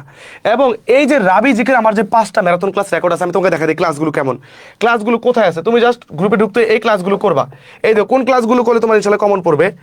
প্রত্যেকটা ক্লাস তুমি যদি করতে পারো, আশা করি তোমার জিকেতে বেস্ট হবে। আমার পেইড কোর্সে যাবা, অলরেডি আলহামদুলিল্লাহ 4100 স্টুডেন্ট অ্যাড হয়ে গেছে। আজকে 200 হয়ে যেতে পারে, আমি শিওর, আমি জানি না। এই দেখো 4100 হয়ে গেছে। সো এই গ্রুপে ঢুকার পর তুমি জাস্ট এই দেখো কোন ক্লাসগুলো করলে রাবিতে কমন, রাবিতে শিওর। এটা হচ্ছে ম্যারাথন ক্লাস 6, এটা দরকার নাই। এটা হচ্ছে ম্যারাথন ক্লাস, তুমি ধরো এটা হচ্ছে 5, এটা হচ্ছে ম্যারাথন ক্লাস 5, এটা হচ্ছে 4 ধরলাম। এরকম 5টা ম্যারাথন ক্লাস আছে, তোমার করতে লাগবে 2 দিন। প্রত্যেকটা ক্লাসে আমি পুরা কি করছি দেখো, পুরা তোমার রাবিজিকে ডান, রাবিজিকে পুরা ডান হবে এই পুরো ক্লাসে। এই যে দিবস থেকে কিন্তু প্রশ্ন আসে রাবিজিকেতে, কোনগুলো ইম্পর্টেন্ট আমি দেখাই দিই। এই দেখো তুমি, আমি বলছি না চিত্রশিল্প থেকে প্রশ্ন আসে, এখন তোমার জানতে হবে কোনগুলো ইম্পর্টেন্ট। প্রত্যেকটা ক্লাসে আমি এভাবে কিন্তু স্টার মার্ক করে দিই, জাস্ট একটা স্লাইড দেখাইলাম। তুমি এখন যুক্ত হওয়ার পর এই ক্লাসগুলো রেকর্ডেড আছে, তুমি এখানে এসে টেনে দেখলে কিন্তু 2 দিনও লাগবে না, আরও দ্রুত শেষ করতে পারবো 1.25x দিয়ে। সো এরকম 5টা ম্যারাথন ক্লাস তুমি করবা। এবং আমার এই গ্রুপে অ্যাড হওয়ার পর তুমি কি করবা, আগের যত ক্লাস, অনেক মনে করো ভাই আমার বাংলাদেশ আন্তর্জাতিক সাম্প্রতিক সকল ক্লাস চাই, এই ফিচারে যুক্ত হবা। এই ফিচারে ক্লিক করবা। আমার গ্রুপে যুক্ত হওয়ার পর তুমি এই সিমোরে ক্লিক করলে দেখবা আগের যত ক্লাস, সকল ক্লাস তুমি এখানে সাজানো পাবা, এক্সাম সহ, স্লাইড সহ। তুমি এখন শেষ সময় খুব ভালো করতে চাও, শুধু স্লাইডটা পড়বো ভাই, আপনার দাগানো স্লাইডগুলো দেখতে চাই বা এক্সাম দিতে চাই। আমি একটা উদাহরণ দিই, যেমন মানুষের খেলাধুলা, তুমি ক্লাস করতে চাইলে এই লিঙ্কে ক্লিক করবা। ক্লিক করার পরে দেখবা রেকর্ড ক্লাস চলে আসবে, তুমি কি করবা, টেনে দেখতে পারবা। রেকর্ড ক্লাস চলে আসবে, তুমি কি করবা, এই যে তোমার কাছে ক্লাস থাকবে, তুমি টেনে দেখবা কোনটা ইম্পর্টেন্ট। আমি স্টার মার্ক প্রত্যেকটা ক্লাস, এমন কোনো ক্লাস নাই কেউ বলতে পারবে না যে আমি তাকে স্টার মার্ক করে দেই না, এমন কোনো ক্লাস নাই যে আমি কি করি না, স্টার মার্ক করে দেই না, কেউ বলতে পারবে না ইনশাল্লাহ। সো ওইভাবে কিন্তু আমি তোমাদের ক্লাসগুলো দিয়ে দিচ্ছি। এখন এই ক্লাস করার পর ভাইয়া আমি ক্লাসটা তো করতে পারবো না, আমার হাতে তো সময় নাই, আমি আপনার কোনগুলো ইম্পর্টেন্ট তা শুধু দেখতে চাই। কি করবা এই ক্লাসের, তুমি শুধু এই ক্লাসের কি করবা, এই যে খেলাধুলা না, এই ক্লাসের স্লাইড লিঙ্কে যাবা। এইটা 2টা স্লাইডই আছে ভাইয়া, দাগানো স্লাইড আছে, দাগানো ছাড়াও আছে। আমি দাগানোটা দেখতে চাই ভাইয়া, শুধু দাগানোটা দেখতে চাই। তাহলে তুমি এই যে এটা যাবা, দেখবা আমাদের এই কোর্সের প্রত্যেকটা, এই যে দাগানো স্লাইড হচ্ছে এটা, আমাদের এই কোর্সের প্রত্যেকটা দাগানো স্লাইড কিন্তু দেওয়া আছে ইনশাল্লাহ, যাতে করে প্রত্যেকটা শিক্ষার্থী বুঝতে পারে যে কোনগুলো ইম্পর্টেন্ট, কোনগুলো পরীক্ষায় আসবে, কোনগুলো শুধু তার পরীক্ষায় আসবে, সে যাতে বুঝতে পারে। এই যে অনেক তথ্যই আছে কোনগুলো পরীক্ষায় আসবে, শুধু আমি ক্লাসে ব্যাখ্যা করে দিয়েছি এবং শুধু দাগাই দিয়েছি কোনগুলো আসতে পারে, শুধু কোনগুলা। একটা পৃষ্ঠা থেকে আমি যখন একটা টপিককে এতগুলো স্টার দিচ্ছি, এর মানে বুঝে নিও যে এটা কত পার্সেন্ট ইম্পর্টেন্ট। সো এটা হচ্ছে আমাদের ব্যাপার। তুমি সকল ক্লাস এরকম পাবা, আগের যত ক্লাস রেকর্ড, এখন শুধু 5টা ক্লাস আগে করবা, যাদের টার্গেট এখন শর্ট সময় রাবি, কিংবা হচ্ছে যাদের টার্গেট হচ্ছে এখন কুবি বা জগন্নাথ, এই 5টা ক্লাস আগে করবা। এছাড়াও তোমাদের কুবির জন্য আমাদের আগামীকাল থেকে তোমাদের জগন্নাথের ক্লাস শুরু হবে পেইড ব্যাচে। যাদের টার্গেট জগন্নাথের ক্লাস শুরু হবে। আমরা জগন্নাথের জন্য 2টা ক্লাস দিব, জগন্নাথ বিশ্ববিদ্যালয়ে খতম করে ফেলবো। কারণ আমাদের এই ব্যাচে জগন্নাথ, কুমিল্লা, রাজশাহী সবগুলোর জন্য মাত্র 10 মিনিট করে সিক্রেট সাজেশন দিয়ে দিচ্ছি কোন টপিকগুলো ইম্পর্টেন্ট, কোন টপিকগুলো শুধু ইম্পর্টেন্ট ওইগুলো ধরে আমি পড়াই দিব। 2টা ক্লাসে যারা করবা জগন্নাথ ডান হবে। এরপরে কুমিল্লা টার্গেট 2টা ক্লাস করাই দিব, গুচ্ছের জন্য 10টা ক্লাস দিব। মানে তুমি এটা থাকা মানে এই এত কম টাকায় এত কিছু পাবা ইনশাল্লাহ। সো প্রাইস একদমই কম আছে, যদি আজকে মিস করো পরে হয়তো আফসোস করবা, আমি এটাই বলবো। আমি ক্লাসে ফিরবো এখন, বা তোমাদেরকে জানাই রাখলাম যাতে তোমাদের সুবিধা হয়। সো দেখো এই যে আগে যত ক্লাস, এখন এটা মাত্র 350 টাকা পাবা এবং তোমাদের ইনশাল্লাহ সব কভার হয়ে যাবে। গতকাল কারা ভর্তি হয়েছো, আজকে কারা ভর্তি হয়েছো একটু জানাও। এটা কিন্তু কোনো কোর্সের কথা তুমি বলতে পারো না, কেননা কোর্স হয় 1000 টাকা 2000 টাকা, এটা হচ্ছে 350 টাকা মাত্র। 350 টাকা তোমার যদি খরচ করো তোমার লাইফের বেস্ট ইনভেস্টমেন্ট হবে, এতটুকু শুধু বলতে পারি। এখন যারা ভর্তি হবা অলরেডি আজকে একদিনে 150 স্টুডেন্ট ভর্তি হয়েছে, একদিনে 150 স্টুডেন্ট, কারণ তারা জানে যে এখান থেকে ভালো কিছু পাবে। সো এই যে 013075159006 এই নাম্বারটাতে পার্সোনাল বিকাশ নগদ 2টাই আছে। তুমি এই নাম্বারে 350 টাকা নিজে পাঠালে, সেনমানি দোকান থেকে পাঠালে ক্যাশ ইন করো, সবার আগে এটা করো। আজকে করো, কালকে দিনে সবার আগে করো, যত আগে তুমি এটা তত আগে ক্লাস শুরু করতে পারবা। সো টাকাটা পাঠাও 350, এই নাম্বারে স্ক্রিনশট রাখো। পাঠানোর পর আমার নাবিল জিকে পেজে একটা নক দাও। কি বলে নক দিবা? হাই হ্যালো লিখে নক দিও না, সময় কম, এখন হাজার মেসেজ। তোমার মেসেজটা দেখতে চাইলে তুমি নকটা দিয়ে টাকার যে পাঠাইছো কোন নাম্বার থেকে পাঠাইছো, তোমার কোন নাম্বার, দোকানের নাম্বার নাকি তোমার নিজের ফোন থেকে পাঠাইছো, ওই 11টা ডিজিটের নাম্বার যেখান থেকে টাকা পাঠাইছো সেন্ডার নাম্বার আমার পেজে মেসেজ দাও। 11টা ডিজিট লিখে মেসেজ দিয়ে, 4টাও ডিজিটও না, স্ক্রিনশটও না, ওই 11টা ডিজিট লিখতে হবে হাতে, নাহলে তোমার দেরি হয়ে যাবে, তোমার দোষ। 11 ডিজিট লিখে মেসেজ দিয়ে তুমি বলো ভাই আমাকে রাবি ম্যারাথন করছে বা জগন্নাথের ম্যারাথন করছে বা ভাইয়া কুমিল্লা ম্যারাথন করছে অ্যাড করে দেন, বা গুচ্ছ যেটাই হোক তোমার টার্গেট। সো এইটার প্রাইস কিন্তু 599 টাকা হয়ে যাবে। আমার 2-3 দিন পর আমি বলবো, মিস করো না, আমি শুধু কমায় রাখছি যারা ভর্তি হতে পারো। সো আজকে বা কালকে দিনের মধ্যে তুমি ভর্তি হয়ে যাও ইনশাল্লাহ। রাবি জিকে নিয়ে, জগন্নাথ নিয়ে, কুমিল্লা নিয়ে কোনো টেনশন নাই। আমাদের যে 2টা করে ক্লাস থাকবে বা আগের যত ক্লাস হতো তোমার কাছে আছে, সব তুমি পাচ্ছ এই কম টাকায়। সো আমি বলবো একজন মিস করো না। কালকে আমাদের টার্গেট ইনশাল্লাহ আমরা 200 স্টুডেন্টের ভর্তি নিব। যারা সবার আগে নক দিবা, সবাইকে টাকা পাঠায় নক দিবা, হাই হ্যালো ভাই ভর্তি হবে এরকম দরকার নাই, তুমি টাকা পাঠায় নক দাও না, তোমাকে অ্যাড করে দিবে ইনশাল্লাহ। পরবর্তী আমাদের যে প্রশ্ন থাকবে এই 2টা প্রশ্ন। জাতীয় সংসদের প্রতীক কি? আবার বাংলাদেশের জাতীয় সংসদের 300তম আসন কোনটা? এটা অনেকে ভুল করো, 100তম আসন কোনটা, 300তম আসন কোনটা, এটা সবাই উত্তর করতে পারো না বা অনেকের মনে থাকে না। সো 100তম আসন কোনটা, 100তম আসন কোনটা, 300তম আসন কোনটা, 300তম আসন কোনটা, এইগুলো তোমাদের মনে থাকে না। জাতীয় সংসদের প্রতীক কি? শাপলা ফুল। আমাদের জাতীয় সংসদের 300তম আসন জানতে চেয়েছে, মাথায় রাখবা উপর থেকে নিচ দিকে আসনগুলো শুরু হয়েছে, দেশের উপর থেকে নিচ দিকে নামছে। উপরের সবচেয়ে জেলা কোনটা? পঞ্চগড়। এই পঞ্চগড় হচ্ছে 1তম আসন, নিচ দিকে নামছে। হ্যাঁ, নিচ দিকে নামলে 300তম আসন কি তোমার হচ্ছে এই বান্দরবান, শেষের দিকে এটা বান্দরবান। 298, 299, 200 এবং 300, এই তোমাদের 3টা জানতে হবে। সো এটা হচ্ছে খাগড়াছড়ি, এটা হচ্ছে রাঙামাটি, এটা হচ্ছে বান্দরবান। 298 খাগড়াছড়ি, 299 হচ্ছে রাঙামাটি, 300তম হচ্ছে এই বান্দরবান। 300তম বা সর্বশেষ আসর কিন্তু কি বান্দরবান। সর্বশেষ আসরের নাম কি? বান্দরবন না, বান্দরবান, ঠিক আছে, বান্দরবান, মাথায় রাখবা। পরবর্তী প্রশ্ন আমাদের হচ্ছে এইটা, বাংলাদেশে প্রথম গণভোট অনুষ্ঠিত হয়, বাংলাদেশে কয়টা গণভোট হয়েছে, কবে প্রথম হয়েছে, কার আমল হয়েছে, কি বিষয় হয়েছে, গণভোট সম্পর্কে একটু জানো, প্রশ্ন আসতে পারে। অপরদিকে বাংলাদেশের প্রধানমন্ত্রী হওয়ার জন্য ন্যূনতম বয়স কত লাগে? প্রধানমন্ত্রী হওয়ার জন্য ন্যূনতম বয়স কত? প্রধানমন্ত্রী হওয়ার জন্য ন্যূনতম বয়স কত? সো এই জিনিসগুলো একটু জানতে হবে। প্রধানমন্ত্রী হওয়ার জন্য ন্যূনতম বয়স কত? বলো, প্রধানমন্ত্রী হতে গেলে ন্যূনতম কত বয়স লাগে?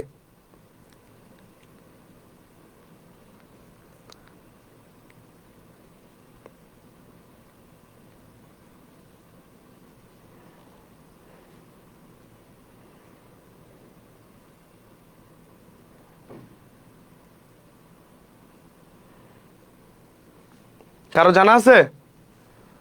সো এটা তোমরা সবাই জানো যে রাষ্ট্রপতি 35 বছর, প্রধানমন্ত্রী বা অন্যান্য মন্ত্রী হতে গেলে লাগে 25 বছর। আর প্রথম গণভোট হয় কবে? এই পর্যন্ত কয়টা গণভোট হয়েছে, প্রথম কবে হয়েছে, এই পর্যন্ত কয়টা হয়েছে গণভোট, আর প্রথম গণভোট কবে হয়েছে, এই দুইটা বিষয় কিন্তু খুবই গুরুত্বপূর্ণ। এই পর্যন্ত কয়টা হয়েছে আর প্রথম গণভোট কবে হয়েছে, এই পর্যন্ত কয়টা হয়েছে জানা আছে কারো?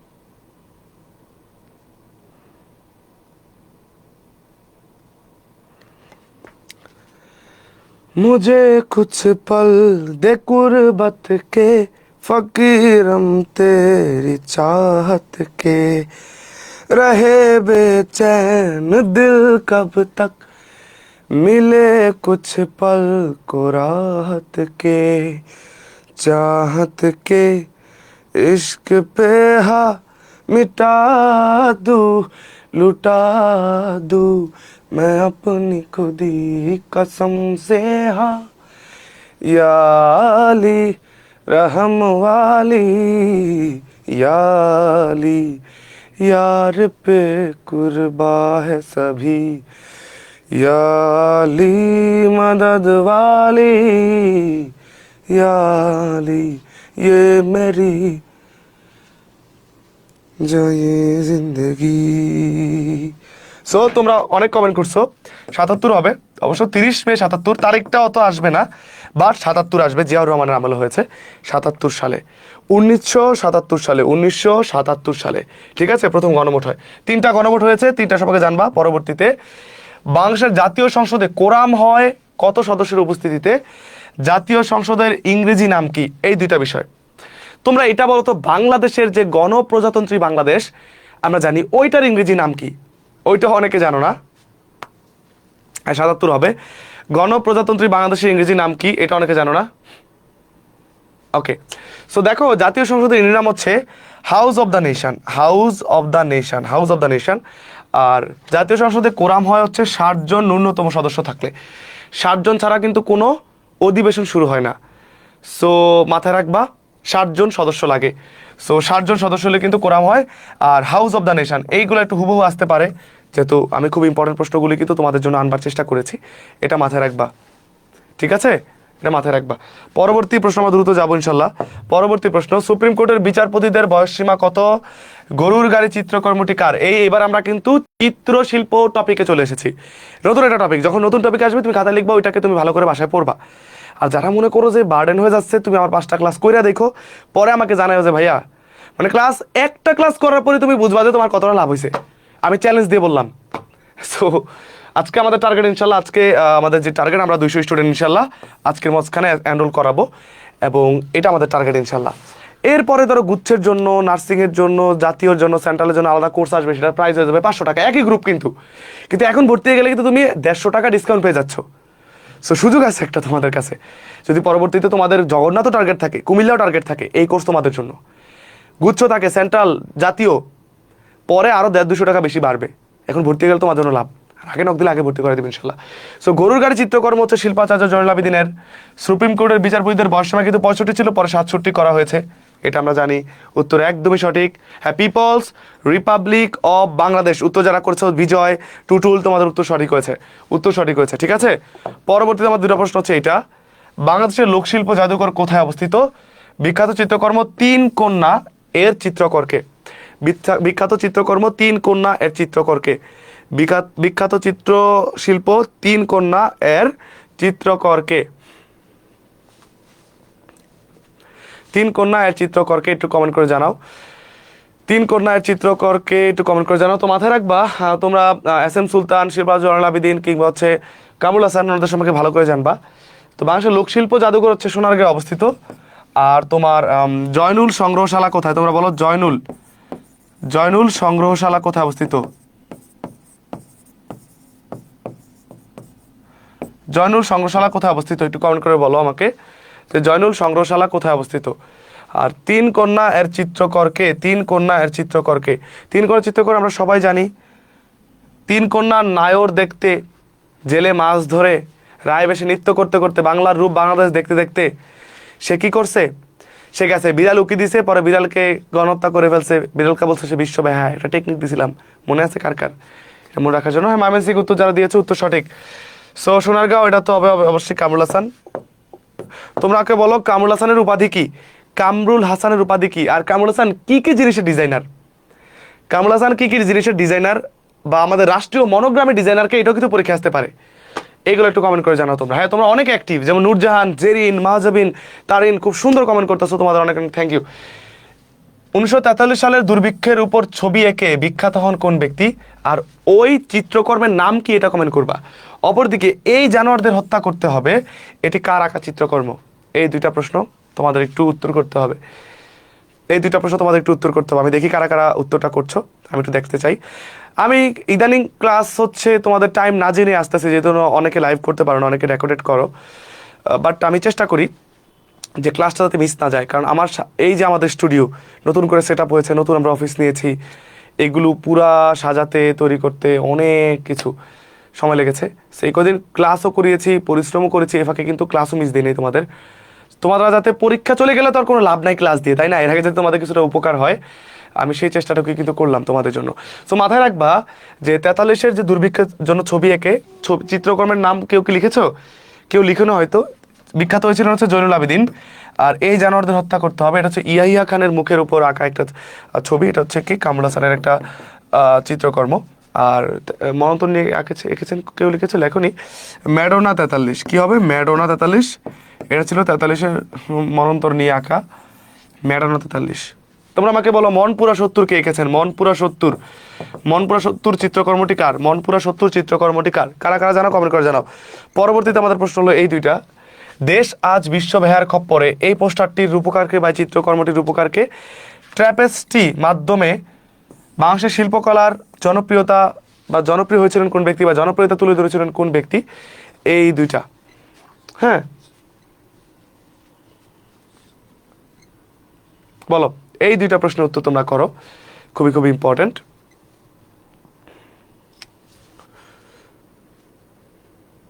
হ্যাঁ ম্যাডোনা 43, ইয়েস।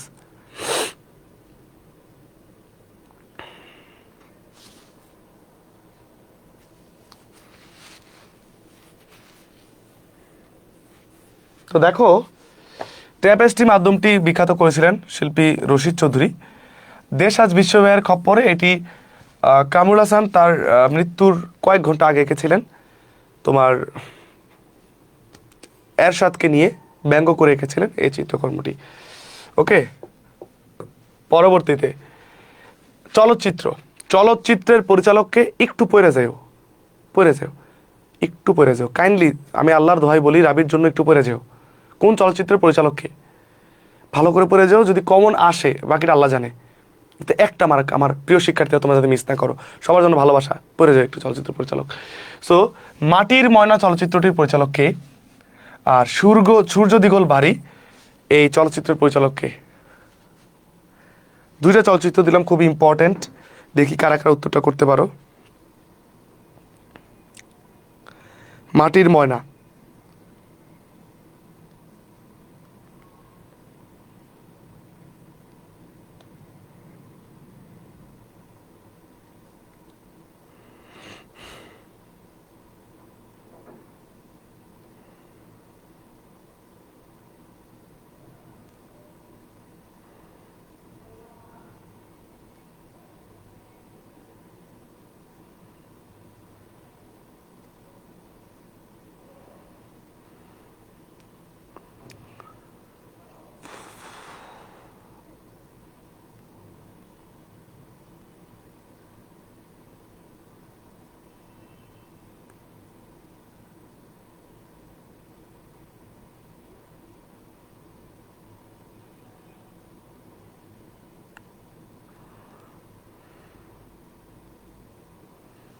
ঠিক আছে।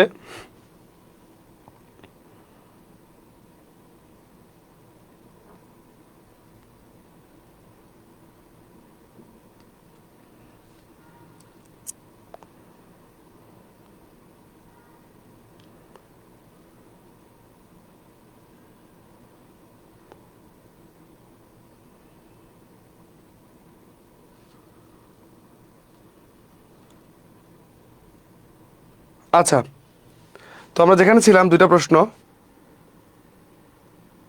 তো দেখো, বিষয়টা মাথায় রাখো, এটা তো অবশ্যই তারেক মাসুদ, তোমরা কমেন্ট করেছো তারেক মাসুদ। আর সূর্য দিগল বাড়ি যদি বলে এখানে উপন্যাস, আর এটা হচ্ছে চলচ্চিত্র, ভিন্ন ব্যাপার। ঠিক আছে, চলচ্চিত্র যদি বলে তাহলে অবশ্যই শেখ নিয়ামত শাকের, আর যদি বলে উপন্যাসের রচয়িতাকে আবু ইসাক। এই জিনিসটা অনেকে বোঝে না, এখানে কি চলচ্চিত্র লিখছে নাকি উপন্যাস লিখছে বুঝে না। তিতাস একটি নদীর নাম, এখানে কি চলচ্চিত্র বলছে নাকি উপন্যাস বুঝে না, উত্তর বলতে। পদ্মা নদীর মাঝি, এখানে কি উপন্যাসের কথা বলছে নাকি চলচ্চিত্র বলছে, এগুলো খুবই ডিফারেন্ট আছে, এগুলো একটু বুঝে নেই। ওকে উপন্যাস কে চলচ্চিত্র পরিচালক মাথায় রেখো। পরবর্তীতে প্রশ্ন হচ্ছে এই দুইটা, মুক্তিযুদ্ধ ভিত্তিক পাওয়ানো চলচ্চিত্র স্টপ জেনোসাইড এর পরিচালককে, উপমহাদেশের চলচ্চিত্রের জনক কাকে বলা হয়, উপমহাদেশের চলচ্চিত্রের জনক কাকে বলা হয়। সো দেখো কি টাইপের প্রশ্ন হতে পারে, তোমাকে একটু প্র্যাকটিসটা করে দেখো যে কার কার উত্তরটা সঠিক হয়, তাও দেখা বিষয়। ঠিক আছে, সো প্রথমে একটু দেখো ব্যাপারটা, যে স্টপ জেনোসাইড যিনি লিখেছেন তিনি হচ্ছেন আর কেউই না, আমাদের জহির রায়হান। এই জহির রায়হান খুবই গুরুত্বপূর্ণ একটা টপিক এই বছরের জন্য। আর উপমহাদেশের চলচ্চিত্রের জনক বলা হয় কাকে, তোমরা সবাই জানো, হীরালাল সেন। তোমরা আমাকে বলো বাংলাদেশের চলচ্চিত্রের জনককে, বাংলাদেশের প্রথম প্রথম যে চলচ্চিত্র সেটির নাম কি, কারো জানা আছে? কারো কোনটা জানা আছে কিনা আমাকে একটু বলো। পরবর্তীতে আমাদের দুটো প্রশ্ন, তিতাস একটি নদীর নাম চলচ্চিত্রের পরিচালককে, রেহেনা নূর মরিয়ম নূর চলচ্চিত্রটি পরিচালনা করেন কে?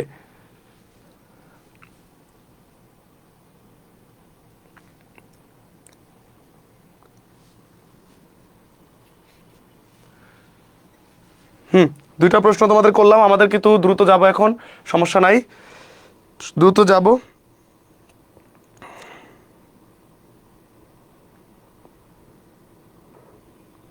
একজন বলছে ওনার নাম ছিল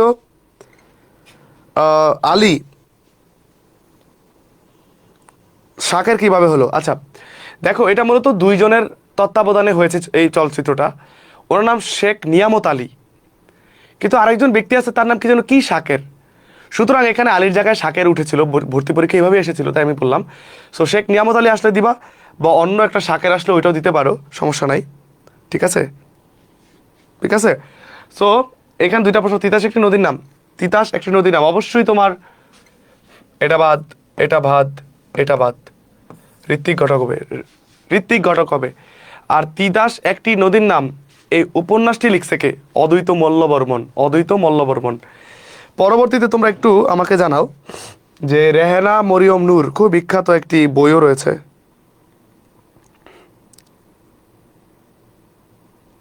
ঠিক আছে।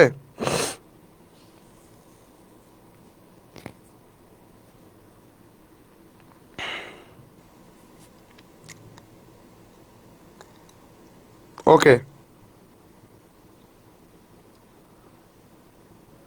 সো আমাদের সময় হচ্ছে এখন 11:30 বেজে গেছে মতো।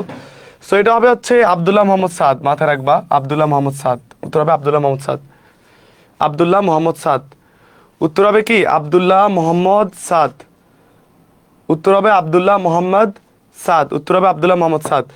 পরবর্তীতে আমাদের দুটো প্রশ্ন হচ্ছে, উপমহাদেশের প্রথম মুসলমান চলচ্চিত্রকারকে, ধীরে বহে মেঘনা এর পরিচালককে। এই দুটা খুবই ইম্পর্টেন্ট প্রশ্ন, একই স্লাইডে আছে, খুবই খুবই ইম্পর্টেন্ট দুটা প্রশ্ন কিন্তু একই স্লাইডে আছে, ভেরি ভেরি ইম্পর্টেন্ট দুটা প্রশ্ন কিন্তু একই স্লাইডে আছে। সো মাথায় রাখবা, তোমার এই ধ্রুব,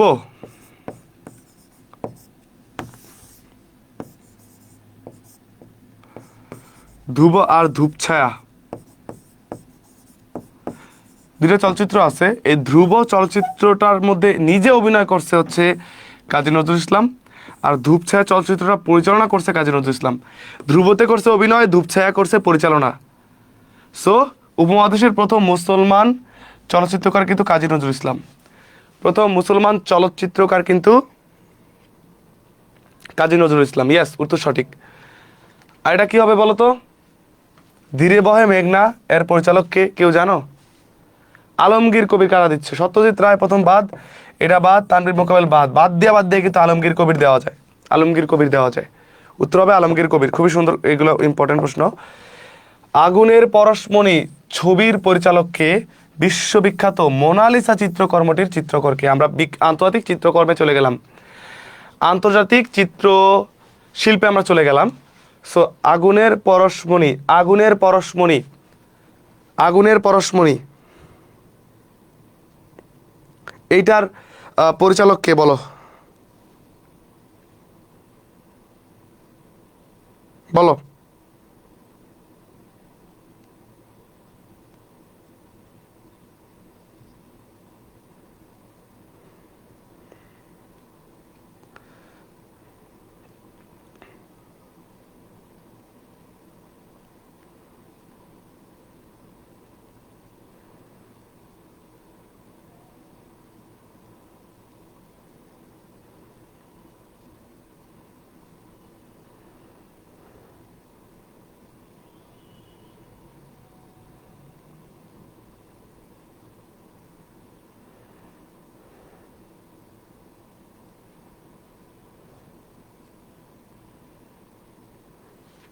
আচ্ছা, তোমরা জানো উত্তর, আমি জানি।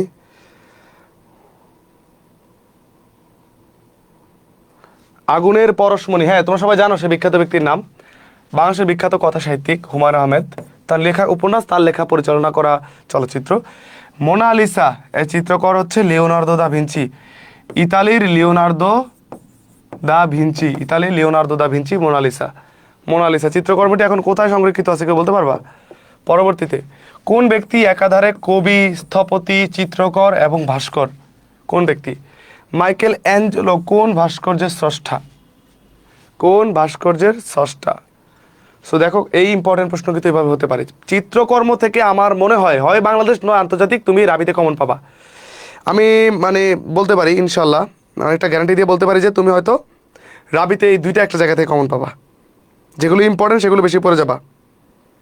আমাদের হাতে অত সময় নাই যে সব পড়ার এখন সুযোগ আছে, ইম্পর্টেন্টগুলো এখন পড়তে হবে শুধু, তাই না?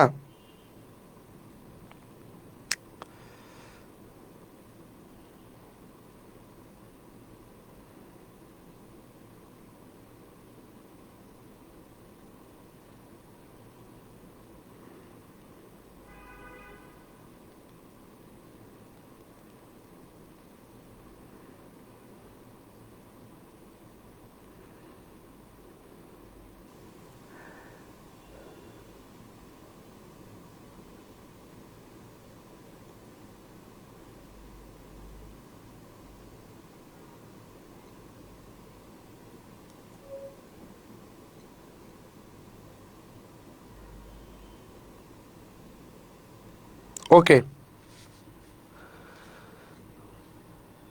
এটা অবশ্যই হবে মাইকেল অ্যাঞ্জেলো। প্রশ্নটা কয়েকদিন আগে আসছে, এটা চাকরি পরীক্ষায়। একজন লাগছে এত কিছু মনে থাকে না যে ভাইয়া, এখন শেষ সময় এসে ইম্পর্টেন্টগুলো বেশি বেশি পড়বা। শেষ সময় এসে তাহলে ইম্পর্টেন্টগুলো শুধু বেশি বেশি পড়ে যাবা, এখন সব ধরলে কিছু পারবা না, ঠিক আছে? এখন সব ধরলে কিন্তু পারবা না, আর এই জন্যই তোমরা ভালো করে পড়বা।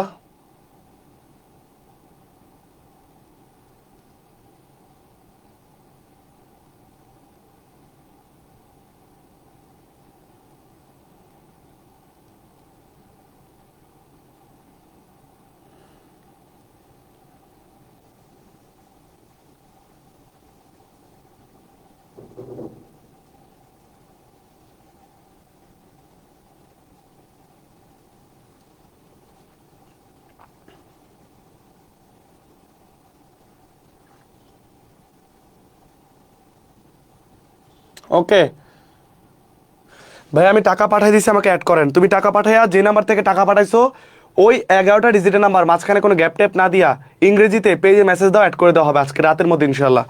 ওকে, সো পরবর্তীতে দেখো, এটা অবশ্যই হবে যে মোজেস। মোজেস কিন্তু মাইকেল অ্যাঞ্জেলোর একটা বিখ্যাত ভাস্কর্য, Moses, Moses.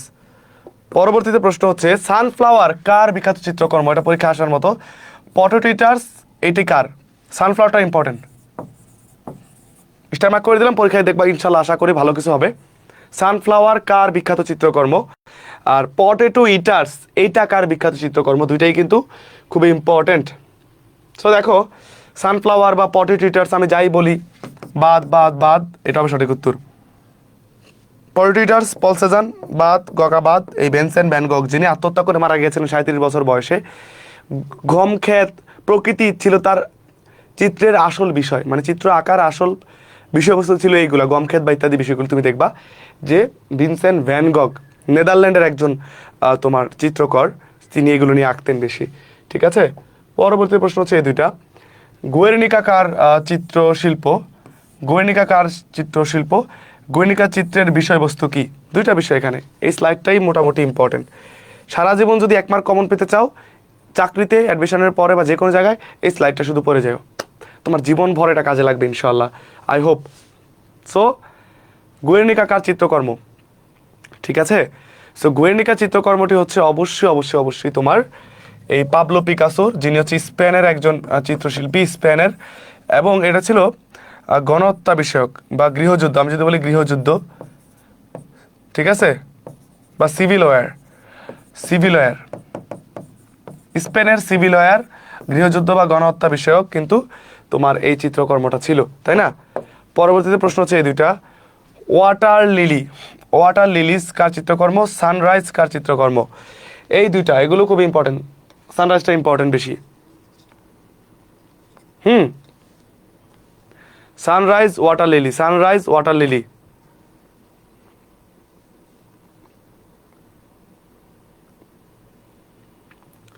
Sunrise water lily কার চিত্রকর্ম? সানরাইজ ওয়াটার লিলি কার চিত্রকর্ম?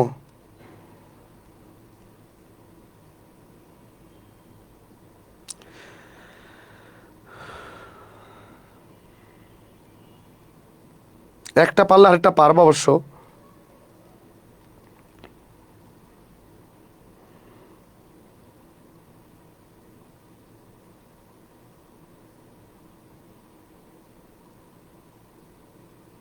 আচ্ছা, ওকে, ঠিক আছে। তো একটা পারলে একটা পারবো না, আগেই বলে দিছি। ক্লদ মনে, ক্লদ মনের দুইটাই, তিনি হচ্ছেন ফরাসি একজন চিত্রশিল্পী, মানে ফ্রান্সের নাগরিক, ফ্রান্সের নাগরিক। হ্যাঁ, মাথা রাখবা। তোমরা কি জানো ফার্সি আর ফরাসির মধ্যে পার্থক্য? ফার্সি ভার্সেস ফরাসি, এগুলো হচ্ছে বেসিক। এই বেসিক যাদের স্ট্রং তারা বিশ্ববিদ্যালয়ে কখনো খারাপ করে না। ফার্সি ভার্সেস ফরাসি পার্থক্য কি কেউ কি জানো? ফার্সি ভার্সেস ফরাসি কমেন্ট করে জানাও। পরবর্তী দুটো প্রশ্ন হচ্ছে এইটা। এইবার আমরা চলে যাব প্রণালী টপিকে। রাবির জন্য শেষ একবার পড়ে যাও। দেখো, এত ফ্রি ক্লাস আমার মনে হয় তোমাদের কেউ দিবে না জিকের জন্য বা যে কোনো সাবজেক্টের জন্য, যে আমি চাই তোমাদের ধরাই দিই যত ভালো কিছু করো। ঠিক আছে, তারপরেও পূর্ণতার জন্য আমি কোর্সের কথা বলি, আমি সরি তোমাদের কাছে। কিন্তু যেখানে সবাই 1500 টাকা দিয়ে ভর্তি হয়েছে, সেখানে তুমি 350 টাকা ইনভেস্ট করলে ভালো করতেছো জিকেতে, মানে রিস্ক থাকতেছে না। এই পর্যন্ত এতগুলো বিশ্ববিদ্যালয়ে ভর্তি পরীক্ষা দেওয়ার পর তো এটা বুঝছো যে কোথায় কি হয়ে যায় কখন বলা যায় না। সো যদি রিস্ক থাকে, 2 দিনে ক্লাসগুলো শেষ করতে পারো, 5টা ম্যারাথন ক্লাস করলে জিকের জন্য তোমার কোনো টেনশন। রাবির জন্য 24 জন্য ক্লাস হবে, সামনে কুবির জন্য ক্লাস হবে কালকে থেকে। সো তুমি সামনে সব কিছু পাচ্ছ। বাট ফ্রিতে এত কিছু মনে হয়, তোমরা আমাকে একটু জানাও যে আমি তোমাদের যতটুকু করি, চেষ্টা করি যতটুকু, তোমরা একটু জানাও যে তোমাদের কেমন লাগে। ঠিক আছে, তো পানামা খাল কোন কোন মহাসাগরকে যুক্ত করেছে? উত্তর আমেরিকাকে দক্ষিণ আমেরিকার সাথে যুক্ত করেছে কোনটি? সো এই দুইটা প্রশ্ন কিন্তু দেখতে পারো, প্রণালী থেকে তোমরা রাবির জন্য পড়ে যাও। চেষ্টা করি তোমাদেরকে সাজেস্ট করে দেওয়ার জন্য, বাকিটা তোমরা যদি না পড়ো রে, নিজেদের ক্ষতি করো না। তুমি তো নিজের ক্ষতি করতেছো না, নিজের ক্ষতি করলে কিছু বলতাম না, তুমি তোমার পিতামাতারও কিন্তু ক্ষতি করতেছো, এটাও মাথায় রাখতে হবে। ঠিক আছে, তাদের ক্ষতিও কিন্তু তুমি করতেছো। তারা তোমার কাছে ডিজার্ভ করে যে তুমি ভালো কিছু করবা, তারা ডিজার্ভ করে তুমি ভালো কিছু করবা। ঠিক আছে, তোমার ওইটা করে দেখাতে হবে।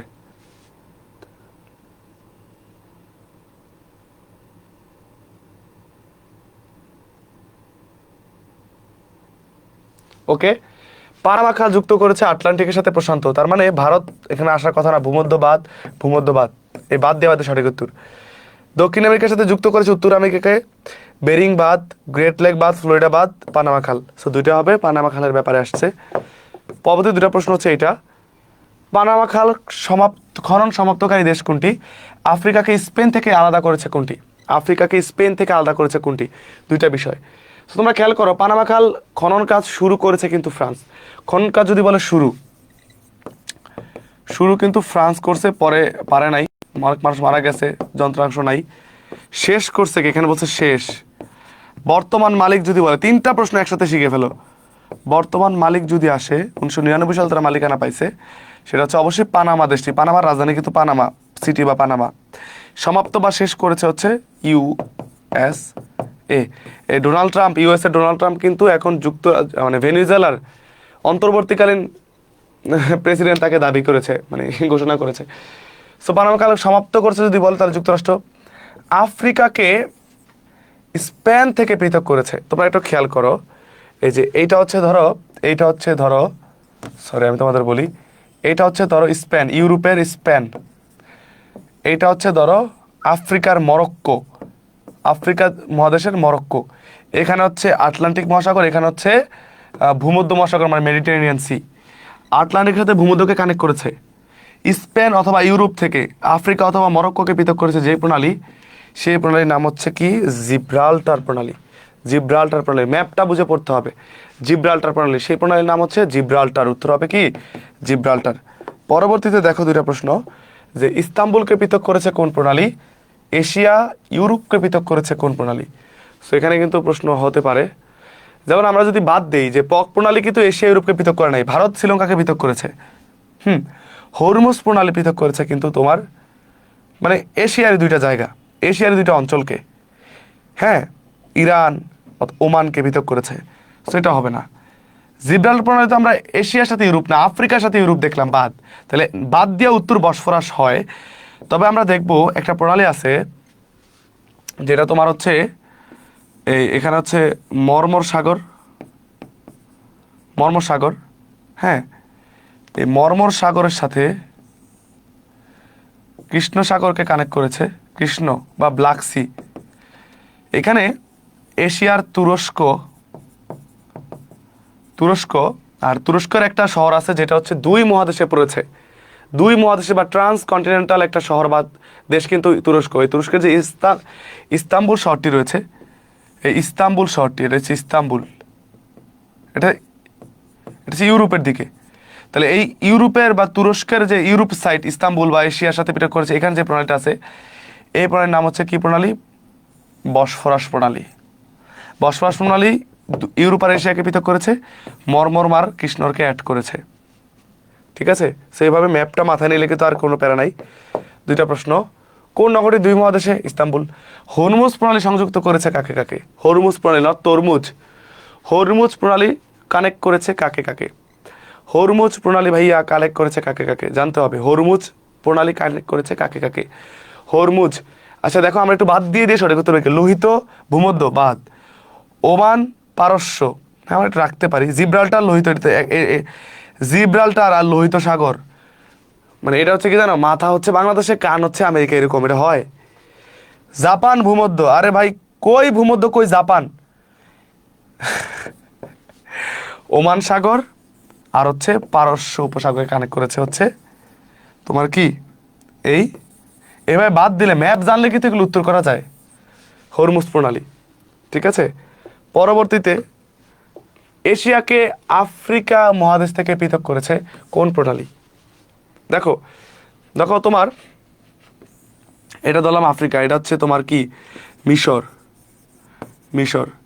হ্যাঁ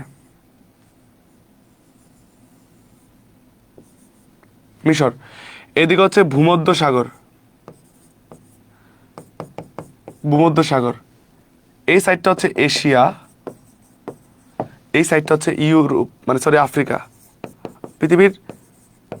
পৃথিবীর বৃহত্তম তোমার হচ্ছে কি বলবো মহাদেশ, পৃথিবীর দ্বিতীয় বৃহত্তম মহাদেশ, এটা হচ্ছে প্রথম বৃহত্তম, দ্বিতীয় বৃহত্তম। সো এইদিকে মিশর, এদিকে ভূমধ্যসাগর, এইদিকে হচ্ছে রেড সি মানে হচ্ছে লোহিত সাগর, লোহিত মানে রক্ত, রেড মানে লাল হয়, হ্যাঁ ঠিক আছে। এইদিকে একটা দেশ আছে নাম হচ্ছে ইয়েমেনের যেই বিদ্রোহী গ্রুপ আছে হুতি বিদ্রোহী গ্রুপ বলে, এদের দেশ আছে তার নাম হচ্ছে জিবুতি। এদের দেশ আছে একটা তোমরা জানো, এই দেশ আছে এর নাম হচ্ছে সোমালিয়া। কি সোমালিয়া, যদি এখান থেকে একটা নতুন দেশ বেরিয়েছে। মাথায় রাখবা একটা বিষয়, মাথায় রাখবা এইটাকে বলা হয় এডেন উপসাগর। এই এডেন উপসাগরের সাথে আমি লিখে রাখলাম এডেন, এই এডেন উপসাগরের সাথে লোহিত সাগরকে যুক্ত করেছে এইখানে যে প্রণালী, এই প্রণালীর নাম হচ্ছে বাবেল মান্দ্রেব প্রণালী।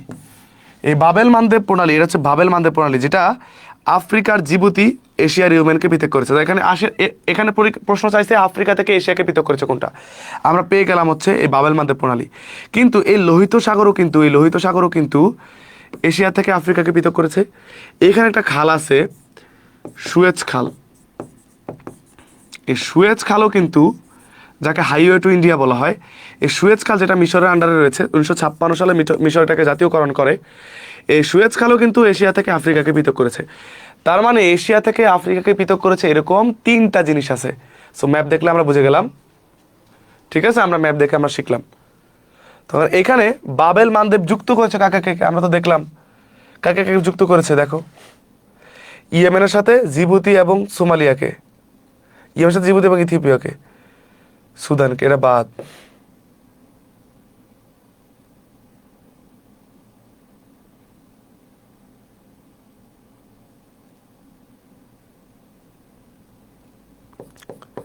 এটা হওয়ার সম্ভাবনা বেশি। তোমরা একটু কনফিউশন আছে, তোমরা একটু কারেক্ট করে নিও।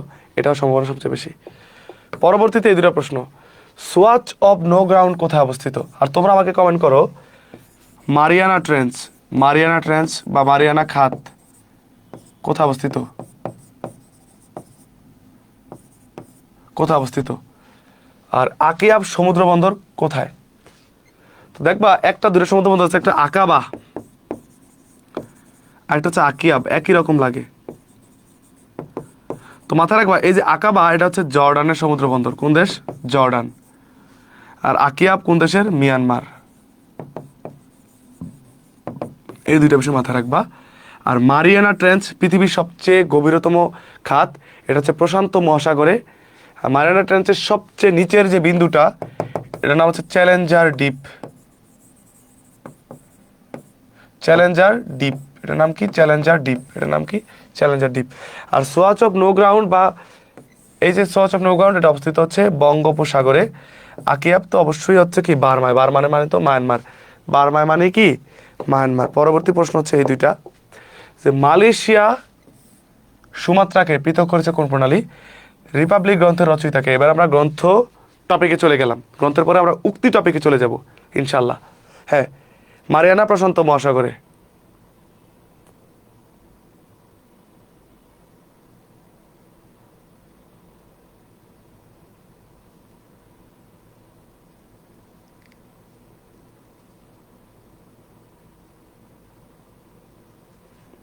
ওকে, সো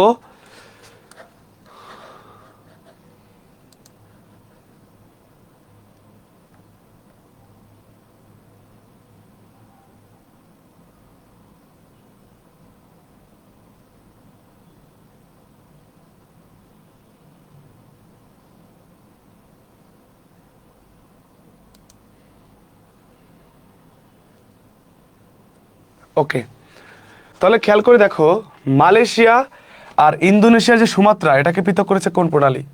পৃথক করেছে অবশ্যই তোমার এই মালাক্কা প্রণালী, যেখান থেকে বিউপিতে প্রশ্ন হয় মালাক্কা প্রণালী থেকে, মাথায় রাখবা। আর রিপাবলিক গ্রন্থের রচয়িতা, প্লেটো রিপাবলিক। তাহলে এই পলিটিক্স কে লিখছে তোমরা বলো তো? পলিটিক্স গ্রন্থের রচয়িতা কে? আর কে বলছে নো দাইসেলফ? নো দাইসেলফ কে লিখছে? পলিটিক্স গ্রন্থের রচয়িতাকে। নো দাইসেলফ, এটার বাংলা কি? এটা কার উক্তি? সো এই বিষয়গুলো একটু তোমরা আমাকে কমেন্ট করে জানাও, ঠিক আছে? পরবর্তী যে বিষয়টা, সেটা হচ্ছে দ্য প্রিন্স গ্রন্থের রচয়িতাকে। ওয়ার অ্যান্ড পিস উপন্যাসের প্রণেতাকে। বিখ্যাত গ্রন্থ উক্তি থেকে রাবিতে প্রশ্ন হয়। সো মানে সবাই তো জানে, বাট কোনগুলো ইম্পর্টেন্ট সেটা মাথায় রাখতে হবে, ঠিক আছে? ইম্পর্টেন্টগুলো একটু বেশি বেশি পড়তে হবে। তো মাথায় রাখো, দ্য প্রিন্স গ্রন্থের রচয়িতা হচ্ছে নিকোলো মেকিয়াভেলি, জাতিরাষ্ট্রের জনক, তিনি ইতালির, এবং তিনি হচ্ছেন তোমার রেনেসা আমলের একজন দার্শনিক। War and Peace Leo Tolstoy, ঠিক আছে? চার্লস ডিকেন্সের একটা বই আছে বিখ্যাত, আর টেইল অফ টু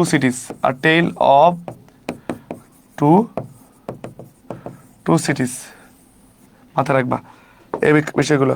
পরবর্তী প্রশ্ন, দ্য আর্ট অফ ওয়ার কে লিখেছেন? চীনের একজন বিখ্যাত ব্যক্তি, যিনি হচ্ছে যুদ্ধ নিয়ে বেশি পারদর্শী ছিলেন, যুদ্ধ নিয়ে যার অনেক জ্ঞান ছিল, সুনজু। আইএসবিএন যদি বলি সারা জীবন এক মার্ক কমন পেতে চাও, সারা জীবন যে কোনো জায়গায়, তাহলে আইএসবিএন কি নিয়ে কাজ করে এটা পূর্ণরূপ কি জানে নিও। আইএসবিএন বই নিয়ে কাজ করে বা গ্রন্থসত্ত্ব, হ্যাঁ বইয়ের কপিরাইট নিয়ে কাজ করে ইন্টারন্যাশনালি। সো এই সারা জীবন এক মার্ক কমন আসে এই জায়গাটা থেকে, যেই কোনো জায়গায় তুমি হয়তো জীবনে কোনো ফাঁকে কমন পেয়ে যাবা, শুধু তোমার এই ইয়াতে না, রাবিতে না, মাথায় রাখবা। পরবর্তী, কার্ল মার্কস কোন গ্রন্থ লিখেছেন? কার্ল মার্কসের গ্রন্থ নাম হচ্ছে ডাস ক্যাপিটাল। হ্যাঁ, ডাস ক্যাপিটাল আছে। হ্যারি পটার এই বইটিকে লিখেছেন জে.কে. রাউলিং। জে.কে. রাউলিং লিখেছেন। অনেক রিজেক্ট হয়েছেন বইটা লিখে, তারপর কিন্তু ফাইনালি বইটা এত পৃথিবী বিখ্যাত হয়েছে, এটা থেকে মুভি হয়েছে। হ্যারি পটার সিরিজ অনেকেই দেখেছো। পরবর্তীতে, এটা বিখ্যাত একটা উক্তি, এই উক্তি থেকে তুমি রাবিতে প্রশ্ন কমন পেতে পারো। এলাম, দেখলাম, জয় করলাম, যার যদি বলি ভিনি, ভিডি, ভিসি এভাবে আসতে পারে, ভিসি। এটা উত্তর হচ্ছে এলাম, দেখলাম, জয় করলাম। এটা হচ্ছে রোমান সম্রাট জুলিয়াস সিজারের। Justice delayed is justice denied, মানে ন্যায় বিচার যদি করতে দেরি হয় তাহলে ন্যায় বিচারকে আসলে অস্বীকার করা হয়, ওই ন্যায় বিচার করে কোনো লাভ নাই। এটা গ্লাডস্টোনের একটা উক্তি। তিনি একজন ছিলেন তোমার, ভুল না করলে তিনি ছিলেন একজন ব্রিটিশ প্রধানমন্ত্রী। গ্লাডস্টোনের একটা উক্তি, উক্তিতে ভালোগুলো পড়বা। পরবর্তীতে, জ্ঞানই পুণ্য, মাথায় রাখবা, virtue is knowledge, virtue is knowledge, virtue is knowledge, অথবা নলেজ, নলেজ ইজ ভার্চু, যাই বলি এই দুইটা কথারই বাংলা আছে। একটা বাংলা হচ্ছে জ্ঞানই পুণ্য, এগুলো সব সব সব সক্রেটিসের কথা। Man is born free but everywhere he is in chain, এটি কার? Man is born free but everywhere he is chain, মানুষ অবৈধ স্বাধীন বাট সব জায়গায় সে শৃঙ্খলিত, এরকম আর কি। আবার পরীক্ষা আসতে পারে মানুষ সামাজিক ও রাজনৈতিক জীব, উক্তিটি কার? এটা আবার উক্তি থেকে প্রশ্ন আসতে পারে। রুশুর উক্তি, হ্যাঁ, জ্যাক রুশো, সামাজিক চুক্তি মতবাদের জনক জ্যাক রুশুর কিন্তু উক্তি এটা, হ্যাঁ, জ্যাক রুশুর উক্তি। পরবর্তীতে দেখো এই দুইটা আছে। এটাও ইতিহাসের শিক্ষা যে কেউই ইতিহাস থেকে শিক্ষা নেয় না। কত মজার একটা কথা, এটাও ইতিহাসের শিক্ষা যে কেউই ইতিহাস থেকে শিক্ষা নেয় না। তারপর, man is the measure of all things, Greek একজন ব্যক্তি, প্রোটাগোরাসের উক্তি এটা। তোমরা বলো এটাও ইতিহাসের শিক্ষা যে ইতিহাস থেকে কেউ শিক্ষা নেয় না।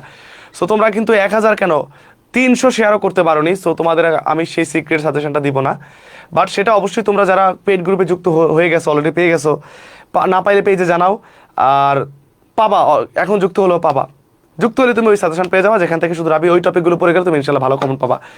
সো মাথায় রাখবা, এটা প্রোটাগোরাসের উক্তি, এটাও ইতিহাসের শিক্ষা যে ইতিহাস থেকে কেউ শিক্ষা নেয় না। উত্তর কি হবে? 20 মার্ক তো অবশ্যই হবে না, সবার আগে 20 মার্ক বাদ যাবে, চার্চিল বাদ যাবে। এবার পরে বলো দেখি এটা কি হবে বলো। আন্দাজে উত্তর করো না, যাই না উত্তর করো, যারা উত্তর করো। আমাদের প্রশ্ন প্রায় শেষের দিকে আসছে, বেশি প্রশ্ন নাই তোমাদের, কিন্তু এতগুলো প্রশ্ন এক ঘন্টার মধ্যে শেষ করে ফেললাম আমরা। 83 কি হবে?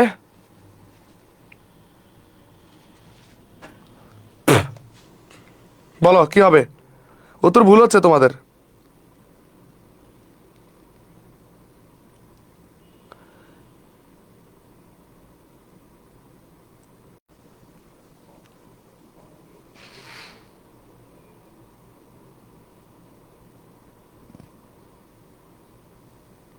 বলো।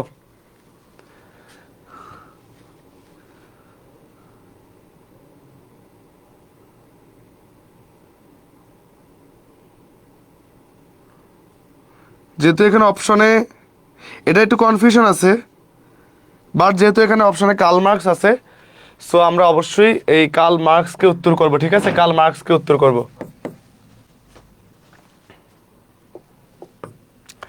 সো মানব সমাজের ইতিহাস মূলত শ্রেণী সংগ্রামের ইতিহাস। শ্রেণী সংগ্রাম মানে হচ্ছে কার্ল মার্কস, আর কিছু বলে লাভ নেই। এখন তোমরা বলতে পারো ভাইয়া আমি কিন্তু তোমাদের জন্য প্রতিনিয়ত যেখানে ভিডিও বানাই তোমরা একটু দেখে রাখো। এই ইউটিউব চ্যানেলে যারা এখনো সাবস্ক্রাইব করো নাই, তোমরা এখনই মাস্ট হচ্ছে এই ইউটিউব চ্যানেল সাবস্ক্রাইব করে ফেলো। তোমরা আগের যে ক্লাসটা আছে মিস করে ফেলছো, বা আগের গত বছরের মোট এখানে কিন্তু 450-র মতো ভিডিও আছে এই নাবিল হাসান অফিসিয়াল ইউটিউব চ্যানেলে। ভুলে যাওয়ার আগে এখনই গিয়ে সাবস্ক্রাইব করে দাও, ইউটিউবে গিয়ে সাবস্ক্রাইব করে নোটিফিকেশনটা অন করে দিলে প্রতিদিন তুমি ভিডিও পাবা। সকল রেকর্ডেড ক্লাস, আগের যত ক্লাস, ভিডিওজ অপশনে গেলে তুমি দেখবা আগের যত ক্লাস আছে। আমাদের এই যে রাবির জন্য ক্লাস নাম্বার 1টা কিন্তু তোমার এত মানুষ কিন্তু ক্লাস করেছে, ঠিক আছে। তারপর দেখো শিক্ষার্থীদের রিভিউ থেকে শুরু করে আগের যত ক্লাস সব কিছু এখানে পাবা। ফেসবুক ইউটিউব যেখান থেকে দেখো এটা সাবস্ক্রাইব করে দিও। আর যারা ফেসবুক থেকে দেখো হয়তো এখানে ইউটিউব থেকে দেখো তারা তো একদমই যুক্ত নাই হয়তো। এই আমার নাবিল জিকে যে ফেসবুক পেজটা রয়েছে, এই নাবিল জিকে পেজটা তুমি ফেসবুকে এসে এখনই ফলো করে দাও। তাহলে তুমি যত ক্লাস, যত কুইজ, যত আপডেট, নতুন নতুন সব কিছু কিন্তু আমি নাবিল জিকে পেজে দিয়ে দিই, ফেসবুক পেজে। যেটা এখনো ফলো দাওনি, ফলো দিয়ে রাখো। এই দুইটা প্ল্যাটফর্মে মাস্ট তোমরা যুক্ত হয়ে থাকো। আর অফকোর্স তোমাদের যেটা বললাম যে তোমরা যারা এখনো কোর্সে যুক্ত হও নাই, তোমরা হচ্ছে এই যে যুক্ত হয়ে যাও। আমি তোমাদের একটু স্পষ্ট করে যেটা বলতে চাই যে শুধু রাবি না, শুধু রাবি না, মানে যেই কোর্সে সবাই 1500 টাকা দিয়ে ভর্তি হয়েছে, তোমরা মাত্র 350 টাকা পে করে রাবির জন্য তো তোমরা 5টা ম্যারাথন ক্লাস পাবাই। এরপরে এই যে জগন্নাথের পরীক্ষা, 2টা ম্যারাথন ক্লাসে জগন্নাথ জিকে আমরা রান করে ফেলবো, 2টা ম্যারাথন ক্লাসে কুবি রান করে ফেলবো, গুচ্ছের জন্য 10টা জিকে ক্লাস, এবং জাতীয়র জন্য ক্লাস, সেন্ট্রালের জন্য ক্লাস, নার্সিংয়ের জন্য ক্লাস, সিক্রেট সাজেশন কোন টপিক থেকে আসবে সব একটা গ্রুপে। এই একটা গ্রুপে ভর্তি হলে যেটাতে তোমার মনে করো একদম এই বছরের পুরো যে পরীক্ষাটা, ভর্তি পরীক্ষা লাস্ট হবে না ওইটা পর্যন্ত থাকবে। সো এখন সময় কম, 2 দিনে কিন্তু রাবিটা তোমরা ডান করে ফেলবা 5টা ম্যারাথন ক্লাস করে। এখন তোমরা এখানে যুক্ত হলে কি কি পাবা? অনেকের প্রশ্ন, ভাই আমি কি কি পাবো আমাকে সেটা বুঝাই দেন। এত কম মূল্যে কিন্তু কেউ তোমাদের নিবে না। সো এত কম মূল্যে তোমাদের কেউ নিবে না। আর 4100 শিক্ষার্থী আলহামদুলিল্লাহ যুক্ত হয়ে গেছে আমাদের এই গ্রুপে। সো এটা মাথায় রাখো যে তোমরা যদি যুক্ত হও, আজকে নক দাও। যুক্ত হওয়ার একটা ছোট্ট ওয়ে আছে কিভাবে তুমি সবার আগে যুক্ত হতে পারবা। তোমাকে টেনশন করতে পারে, টাকা পাঠালে যুক্ত হয়ে যাবে, এভাবে একটা সিস্টেম আছে।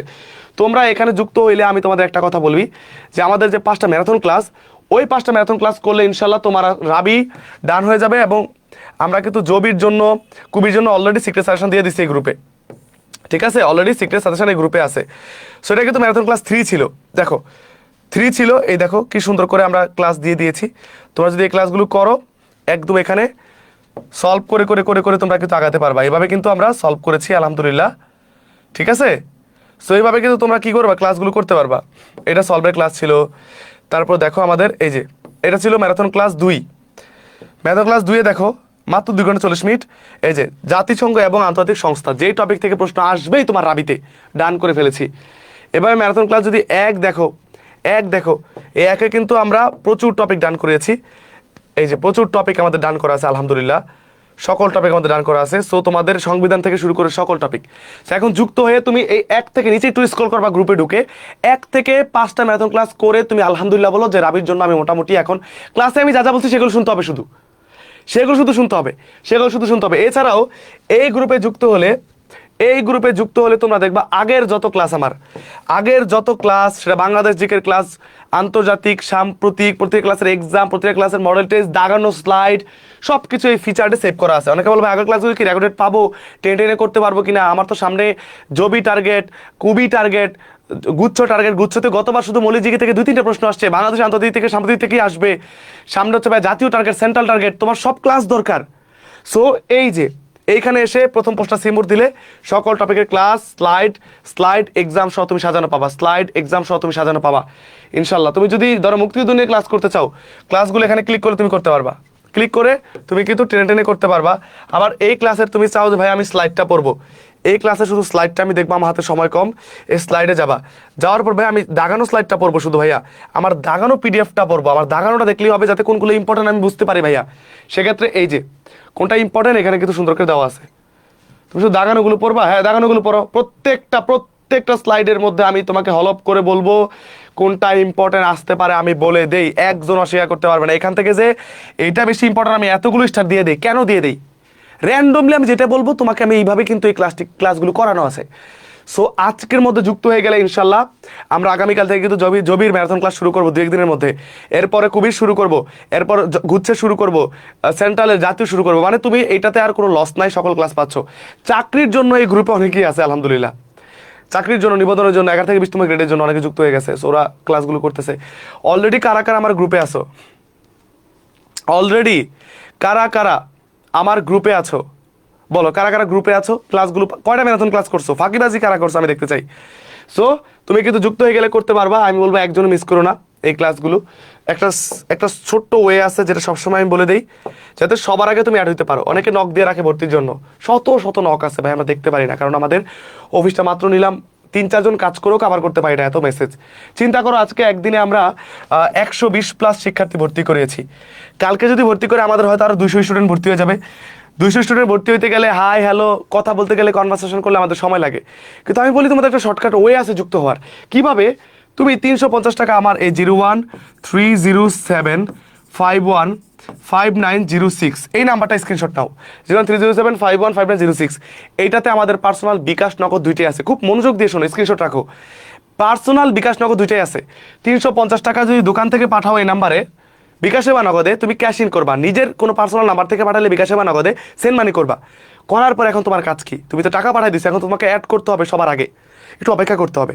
টাকা পাঠানোর পর আমার এই যে নাবিল জিকে ফেসবুক পেজে তুমি যাবা, মেসেজ অপশনে গিয়ে তুমি যে নাম্বার থেকে টাকা পাঠাচ্ছ, সেটা অনেকে বুঝতে পারো না। তুমি যে নাম্বার থেকে টাকা পাঠাচ্ছ সেটা হতে পারে দোকানের, তোমাদের নিজের আব্বু আম্মুর। ওই যে নাম্বার থেকে টাকা পাঠাচ্ছে ওই 11টা ডিজিট, 4টাও না, কোনো স্ক্রিনশটও না, কিছু না, যে নাম্বার থেকে টাকা পাঠাচ্ছে 11টা ডিজিট লিখে আমার এইটাতে মেসেজ দিলেই আমার ফোনে একটা মেসেজ আসবে তোমার টাকার। আমি ওই নাম্বারটা কপি করে যখন মেসেঞ্জারে সার্চ দিব, তোমার কিন্তু ওই যে তুমি তো মেসেঞ্জারে অলরেডি তোমার নাম্বারটা লিখে রাখছো, ম্যাচ করবে, তোমার ইনবক্স চলে আসবে, তোমাকে আগে অ্যাড করে দিব। এর থেকে সহজ পদ্ধতি আর নাই। এখন সময় কম, আজকে রাতে পারো, কালকে সকালে পারো, দুপুরের আগে, যত আগে অ্যাড হয়ে যাবা তুমি তত আগে ক্লাসগুলো শুরু করতে পারবা, তত আগে তুমি শুরু করতে পারবা। লেট করলে তোমার একদমই লস। সো আমি বলবো শেষ একটা চেষ্টা করে দেখো, ইনশাল্লাহ রাবিতে হয়তো ভালো একটা position. 1 mark 2 mark 3 mark 4 mark বেশি পাওয়ার কারণে অনেকের সিরিয়াল 100-200 আগে পরে হয়ে যায়। জিকেতে যদি একটু ভালো করতে পারো, আমি সিরিয়াসলি বলতেছি, তুমি অনেক ভালো করবে এই বছর, তোমার স্বপ্নের পছন্দের বিষয় পড়তে পারবা। সো এতটুকুই বলবো। আর আমাদের যে ফাইনাল অ্যানাউন্সমেন্টটা সেটা হচ্ছে যে প্রি অ্যাডমিশন আমাদের সবচেয়ে ফেমাস একটা কোর্স থাকে। সো তোমরা যারা এইচএসসি, তোমরা যারা আসো এইচএসসি 25 ব্যাচ, তোমরা যারা পরবর্তীতে সেকেন্ড টাইম দিবে, তোমাদের জন্য এখানে প্রি অ্যাডমিশনে কারা কারা, কোন কোন গ্রুপ, 25 যারা সেকেন্ড টাইম, আর তারা অবশ্যই, কারণ পরের বছর একদম তোমাদের পরের বছর অ্যাডমিশন শেষ অবধি থাকবে এই কোর্স, যেটা নতুন আসতেছে, একদমই নতুন ক্লাস শুরু হবে। এইচএসসি 26 ব্যাচ যারা এই সামনের বছর এইচএসসি দিয়ে, এইবার এসএসসি দিয়ে অ্যাডমিশন দিবে, তোমাদের অ্যাডমিশন শেষ অবধি থাকবে এই কোর্স। 27 ব্যাচ কলেজ লাইফে 26-এর সাথে করে ফেলতে পারবা। এই 3টা ব্যাচ যদি এই প্রি অ্যাডমিশন কোর্সে যুক্ত হতে চাও, আমাদের ফেব্রুয়ারি 1 থেকে 5 তারিখের মধ্যে ক্লাস শুরু হবে। নতুন যে কোর্সটা আছে এর থেকে একটু হালকা লেট দিতে পারে। সো একদমই নতুনভাবে জিকে শুরু হবে, আরও ভালো আঙ্গিকে। আমরা নতুন অফিস নিচ্ছি, আমরা আরও লোক নিচ্ছি, তোমাদের বেটার সার্ভিস দিব, এবং কোর্সে ভর্তি হলে গিফট থাকবে। সো সব কিছু মিলে নতুন জিকে কোর্সে ভর্তি হতে চাইলে, যেটা আগামী 1 বছর চলবে, তাও নাবিল জিকে পেজে নক দিয়ে বলবা ভাই আমরা প্রি অ্যাডমিশন জিকে কোর্সে ভর্তি হতে চাই। সো যার যেটা লাগে এখনই নক দিয়ে ফেলো নাবিল জিকে পেজে। এই লাইভ ক্লাসে যারা এখন একটা রিয়েক্ট ধাওনি, কাইন্ডলি দিয়ে দিতে পারো একটা রিয়েক্ট, তোমাদের আইডিতে একটা শেয়ার করে রাখতে পারো ভাইয়ের জন্য, যদি ভাইয়ের ক্লাস ভালো লাগে, যে এই দুঃসময় তোমাদের আমি ক্লাস দিচ্ছি। সো তোমরা 1000 শেয়ার কমপ্লিট করতে পারো নি, আমি সো দিতে পারবো না। আমি আমার জায়গা থেকে কিন্তু কমিটমেন্ট আমি দিছিলাম, যদি করতে পারো তাহলে দিতে পারবো, ঠিক আছে? সো তোমরা করতে পারো নি, কিছু করার নাই। বাট তোমরা অবশ্যই তোমার জন্য ফ্রিতে যে টপিকগুলো দিলাম, ওই টপিকগুলোই ধরো পেইড কোর্সের আন্ডারে আছে, ওইগুলোই আছে। সো ওইটাও তোমাদের জন্য অনেক অনেক অনেক হেল্পফুল হবে, অনেক হেল্পফুল হয়েছে অলরেডি, হবে কি রে, হয়েছে, অনেক হেল্পফুল হয়েছে, আমি এটা বিশ্বাস করি। সো আশা করি তোমাদের অনেক হেল্পফুল হয়েছে, তোমাদের জন্য অনেক ভালো হয়েছে এই ক্লাসগুলো দেওয়ার কারণে। যদি দিয়ে থাকে আমার জন্য দোয়া করবো, ভালোবাসা রইলো। এখন আমি চলে যাব, আমার জন্য দোয়া করো তোমরা ভালো থেকো, সুস্থ থেকো, সবার জন্য দোয়া থাকলো। রাবিতে অনেক ভালো করো। আর রাবি ভর্তি পরীক্ষাকে আমি রাবিতে যাব নাকি কোন ক্যাম্পাসে থাকবো, তোমরা একটু আমাকে কমেন্ট করে জানাও। ক্লাস শেষ আজকের এই পর্যন্তই। তোমরা যারা ক্লাস করলো অবশ্যই ক্লাস থেকে যে টপিকগুলো কথা বললাম, 9টা টপিক এনাফ, তোমাদের এগুলো থেকে পড়ে নিবা, বাসায় একটু পড়বা, ইনশাল্লাহ তোমরা ভালো করবা। সো আজকে এই পর্যন্তই, আমার কথা আশা করি বুঝতে পেরেছো। দেখা হবে পরবর্তী ক্লাসে। বি সেফ, ভালো থেকো, সুস্থ থেকো। আর নতুন কিছু নিয়ে আমি আসবো ইনশাল্লাহ। সামনে জগন্নাথ এবং কুমিল্লার জন্য আমাদের ক্লাস থাকবে অলরেডি, সেগুলো যদিও সিক্রেট সেশন আমাদের গ্রুপে দেওয়া হয়ে গেছে, কোন টপিকগুলো থেকে প্রশ্ন আসবে গ্রুপে ঢুকলেই তুমি পেয়ে যাবা। সো ভালো থেকো, সুস্থ থেকো, এতটুকু আজকে, আর কথা নয়। দেখা হবে পরবর্তী ক্লাসে। আমার জন্য দোয়া করো, তোমাদের জন্য অনেক বেশি দোয়া থাকলো। ভালো থাকার আশা রইলো। অনেক কষ্ট করে ক্লাস করেছো, অনেক স্বপ্ন দেখছো, সেই স্বপ্ন যাতে পূরণ হয়, এই দোয়া করে আজকে ক্লাস শেষ করছি। দেখা হবে পরবর্তী ক্লাসে। আর যারা যুক্ত হবা অবশ্যই তোমরা টাকাটা পাঠাই দিয়ে,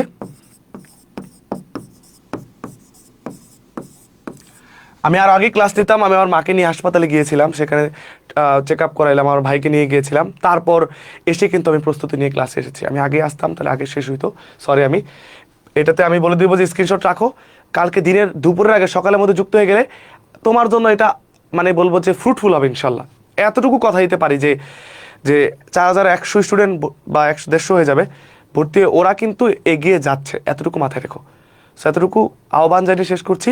আসসালামু আলাইকুম, টাটা।